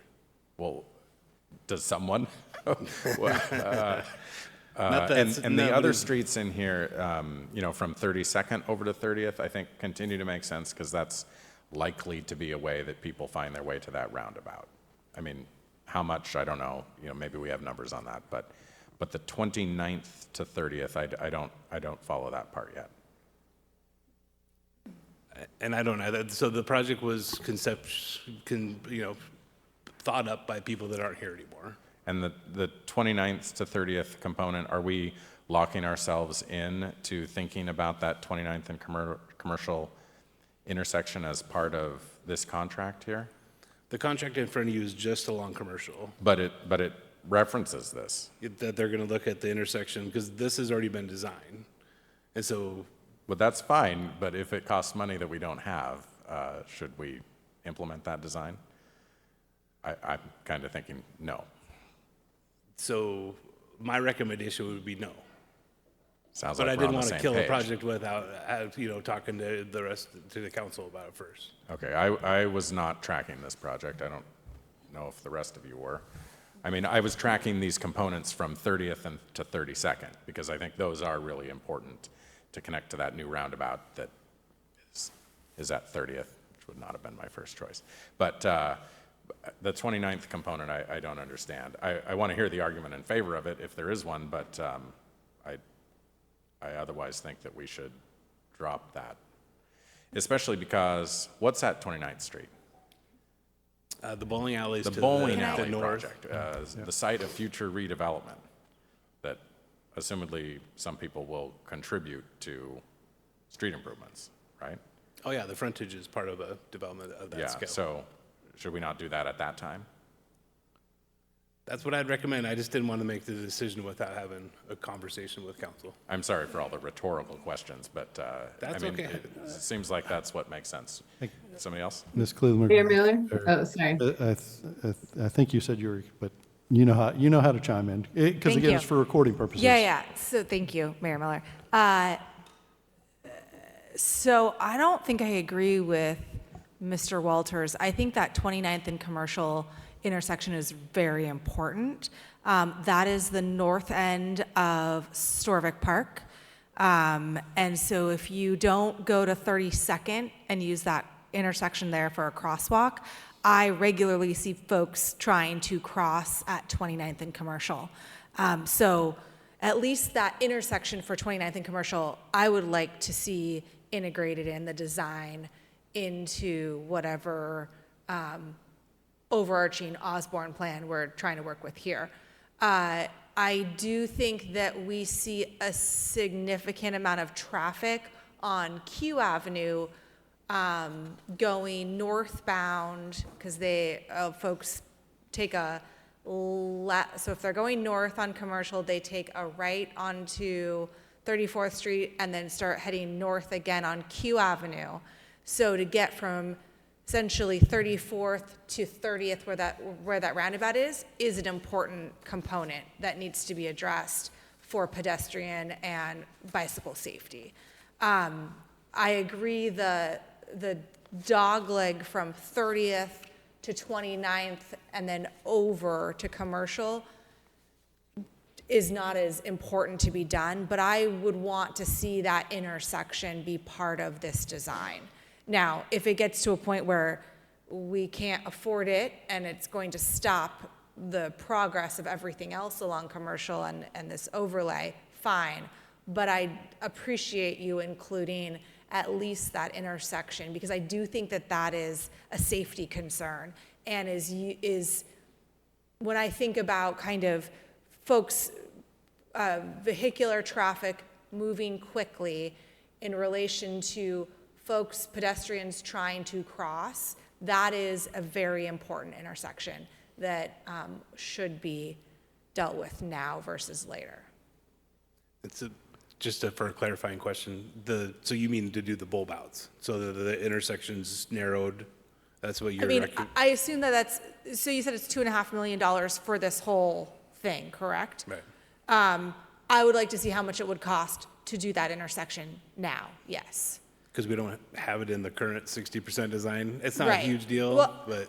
And I mean, I would like to have an understanding of how much those bulb outs would cost to do now versus later. I think that is a safety concern, and if we're going to the efforts of putting in ADA ramps, I would like to know the cost difference for doing so. Yeah, we can do that. That's not a problem. Ms. Moulton, I think you chimed in earlier. I did, thanks. Mr. Am, could you bring up that map again, please? Uh-oh, it's up. There it is, just like, oh, now I can see it. You Okay, can see great. it? Okay. I can, thanks. So I think Ms. Cleland McGrath brings up a good point about that intersection. And I would also like to see what that would cost to improve it or do rapid flashing beacons or whatever it would take. Because I think that is, with that connection to Storvik Park, I think it's important. One of the things I keep looking at, I think the 30th to improve from R to commercial is very valid because most people aren't going to turn, and you're right, there is the roundabout. So I would support that as well. One of my concerns is on Q because that traditionally has been the perfect way to get off that very busy, fast section of commercial if you're on a bicycle, particularly if you're going north. So you're coming, go through the roundabout, you take a right on 34th, you take a left on Q, and you can cruise all the way down Q all the way to 20th Street. And traditionally, that hasn't been a high traffic, car traffic route. And I understand, of course, things change, but I would like to make sure when we talk about those Q Avenue improvements, if it's curb gutter sidewalk, if there's a bike lane, because that is an absolutely perfect place for non-motorized travel. And I would like it to stay that way. So I hope that this conversation is ongoing and really takes that into consideration. I know we'll have bike lanes on commercial, but we're still gonna have people who would prefer not to be on commercial and be on some of those parallel roads that are nicer to ride on. Yes, in the not-too-distant future, Mr. Am will be bringing to council a master transportation plan. However, the contract before council is for the design of commercial from 12th to 34th, or 14th to 34th, so. Yeah. And I know we can talk, we could talk about every street in commercial, in the city, and I appreciate the discussion, and I know Mr. Am is glad he brought this 29th dog leg up, but the contract before council is for the design of the 14th to 31st, or 34th Miller? Street. Yeah, Ms. Moulton.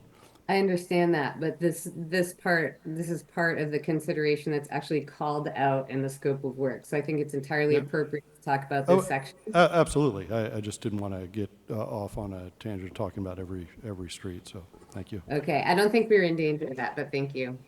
Mayor Miller. Mr. Walters.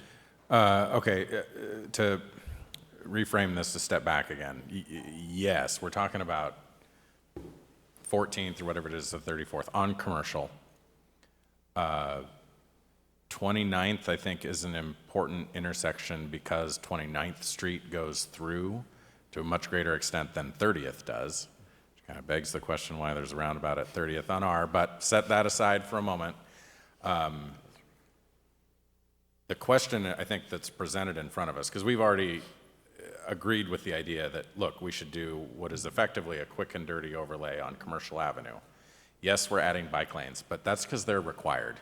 It's not because we think these are the best bike lanes that have ever graced the face of the earth. And 125 ADA ramps. Well, and the ADA ramps, Yeah. because they're required in order to achieve the overlay. So the question here, I think, is not, is 29th Street worthy of improvement? It's because I think almost every one of these intersections should be better, can be better than what we're going to do to them at the end of the day when we get the overlay done, because all we're doing in the overlay is fixing the ramps. We're not making them into the South Commercial project that we have the, well, I guess I hesitate to call them detailed designs for, but the $50 million design. the 60 million. Thank you. What is it, probably 80 now? $56 million design 5 years ago. Right, that design is not what we're achieving now, so I don't know what we have designed for 29th and Commercial. If is it just purely bulb outs at the intersection? Oh, you have a, on Hold the on, next slide. I got more. I'm not sure if I have a sketch of the, there you go. Okay, so I guess I'm a little hesitant about that. I mean, if we knew the price, like Ms. Cleland McGrath suggested, then the price makes all the difference. If it's a minor price difference, then maybe it doesn't matter so much. But given that it's the only intersection until you get to 12th and Commercial that we would be giving this new treatment to, I think it'd be a little strange unless it's part of an overall plan to do the entire corridor, over the next 20 years, not right now. what I understood our objective was just to get the overlay done. And if we're adding on other things, I think we should carefully consider those things, because we don't have the funds for this. We don't even have the funds for the overlay, arguably. So I want to step back a little bit, because the contract in front of us would say we are doing this intersection improvement, right? We're going to coordinate it. So But what does that, doesn't that mean we're going to pick well, this up and use it? So what it means is that we are going to make a decision about what's going to happen at 29th and Commercial as part of that project to do the commercial overlay. Like, we're going to move the curbs, we need to move the curbs now, or we wait until we have a full design of Commercial Avenue to do a complete rebuild. Okay. Well, I mean, I don't foresee us ever doing the complete rebuild of Commercial Avenue in one project. Oh, right? no, yeah, we'll never be able to afford that. So the complete rebuild of Commercial Avenue, I think, is adopting a design block by block and then doing it project by project over time. So should this be the first one? You know, maybe. But have we considered all of the other intersections? That is an important. One of the things that we tried to get grants, and one of the feedback was that you don't have enough crossings. We're like, we'd love to put more crossings. We only have 3 lights. Like, we don't want to send people to their death to walk across 5 lanes of travel without being very, very careful about where we'd set up a crossing. And do we want to do that at 29th and not at any of the other intersections? Like, I'm uncertain about that, because we really haven't had that conversation. So if this contract only involves coordination and doesn't commit us to this, and we can have that later conversation, then I guess I'm fine with that. But I want to make sure that we do that. This isn't enough, I don't think. I mean, I anticipate we're going to move on here pretty soon, and what we're not going to come to a conclusion on is 29th more important than 22nd, or, you know, one of the other intersections. So, Can you answer that question, Mr. Rayum? But I think a good interim step is what Councilmember Cleveland McGrath said. Let's see how much it costs. I really don't know Yes, what it would cost to do this treatment at this intersection. It would look a little funky. It'd be the only one, you know, otherwise all the rest of it have the exact same alignment with new ADA ramps and paving. But maybe that's what we do. Ms. Cleveland McGrath? Thank you. Yes, getting the cost estimate would be helpful. And maybe the next step is if it's not feasible to do with the overlay because of the cost, pulling this intersection out away from the rest of that development, or the rest of the kind of dogleg that you provided at the previous slide, and putting this as one of our capital facility projects, and calling it out separately, just this intersection as a standalone project, looking for grant funding or whatnot. I do think that the 29th is a really interesting intersection, because you've got the park on one end, and the other end you've got the housing authority that has a bunch of apartment buildings. So you see a lot of kids walking across there, because when you head east, 29th Street kind of dead ends at the housing authority properties and kind of another playground park. And the community garden right there is kind of in that block too. So is it the best one? Is there other ones? Sure. But I appreciate if we can kind of get a rough estimate. If it doesn't work, let's pull it out and put it as an independent project in the CFP in the future. Yeah, I'd like to do that for other portions of this project as well that aren't complete, and just get in from east to west. Mayor Miller? Mr. Fantini? Great. Part of me wonders if why you brought that up here is, do we really want to do this project at all? I agree a lot with Mr. Walters that I felt like the purpose of what we're doing to commercial is the overlay and the ADA ramps.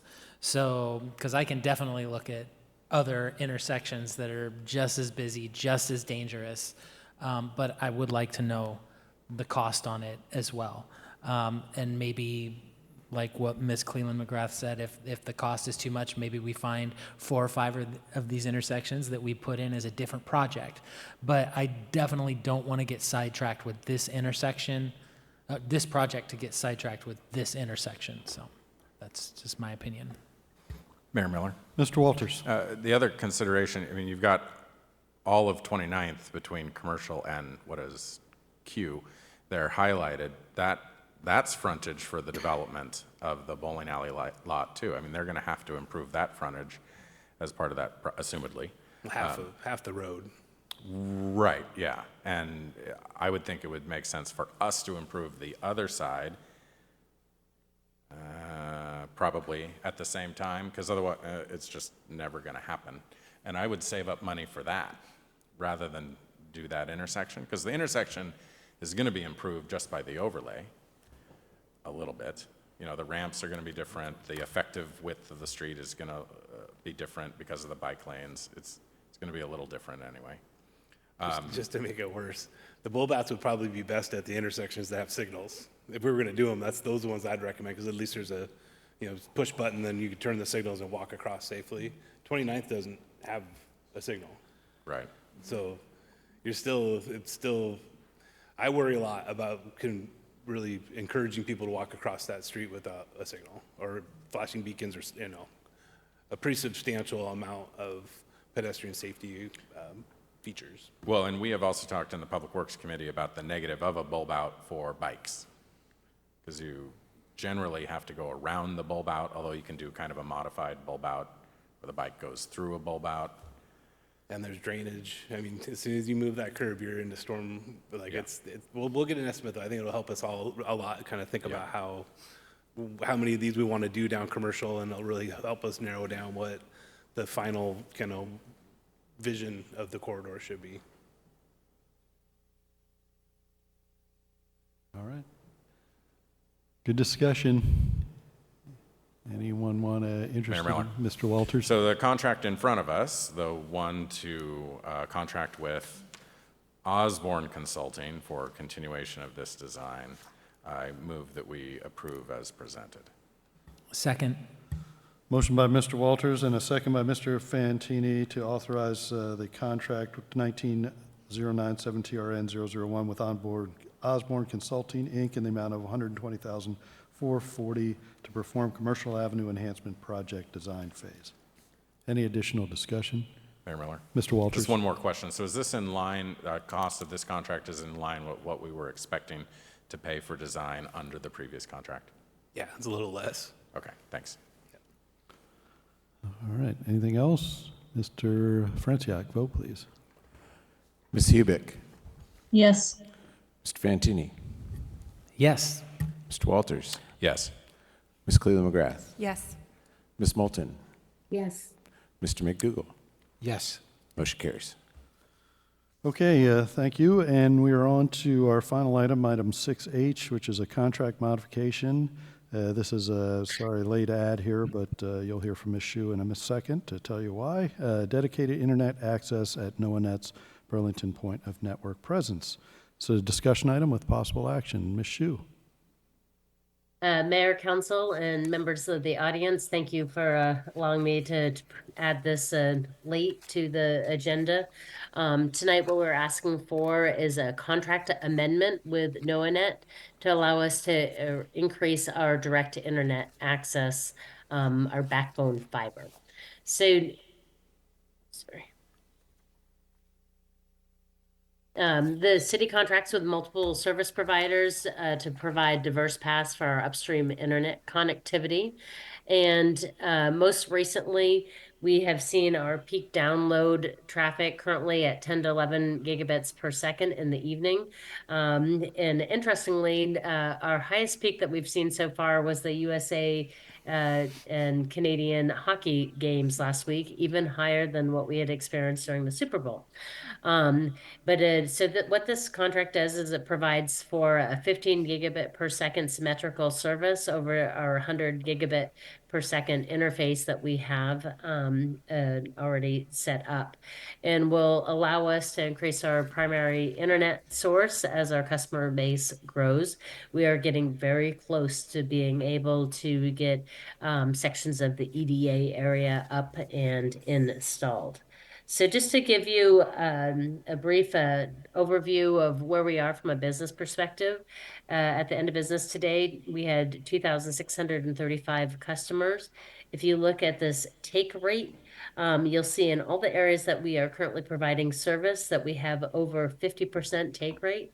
That means for every 50 houses that or 100 houses that we're passing, over 50% of them have indicated that they would like to have access to Anacortes FiberNet as their internet service provider.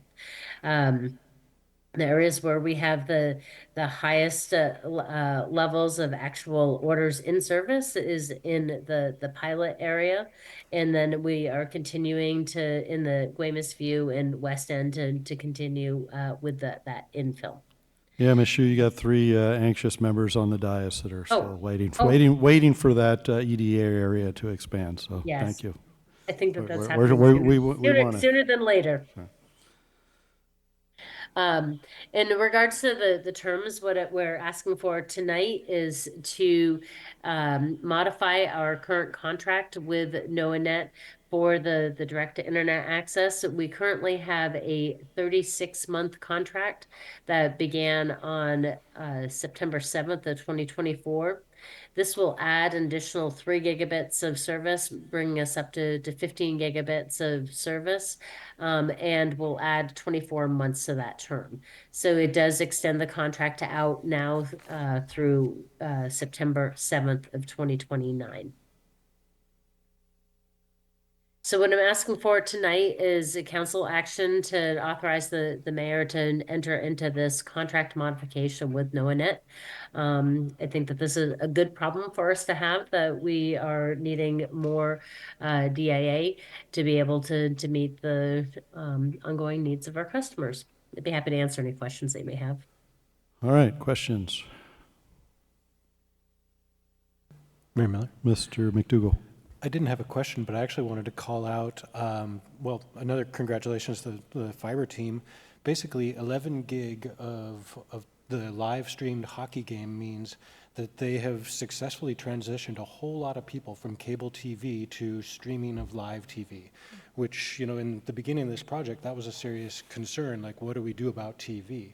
Well, fortunately, the live streamers have come online, and people have been able to adopt that, and the team has done, I think, probably a terrific job of educating potential customers about their options to be able to cut the cord on the TV and to be able to stream. So congrats again, and also that's really cool that the hockey game got such great visibility there. So thank you, Mayor Miller. Mr. Fantini. It was a good fight in the hockey game. I think that's part of it. But I'm glad that we're doing something before it becomes a problem, catching it early. We have a really new service, a really great product. We want to keep our customers happy. So I think that this is kind of a no-brainer. So unless there's any other discussion, I move that City Council authorize the mayor to sign a contract modification with NovaNet as presented. Second. Motion by Mr. Fantini and a second by Mr. McDougall to authorize the contract 24102 FBR 001, increasing the monthly DI rate to $4,310 for a total contract price of $253,400. Any additional discussion? Mr. Franciac, vote please. Mr. Fantini. Yes. Mr. Walters. Yes. Ms. Cleo McGrath. Yes. Ms. Moulton. Yes. Mr. McDougall. Yes. Ms. Hubick. Yes. Motion carries. Okay, no further business for the council. I'll adjourn tonight's meeting. Thanks for the work.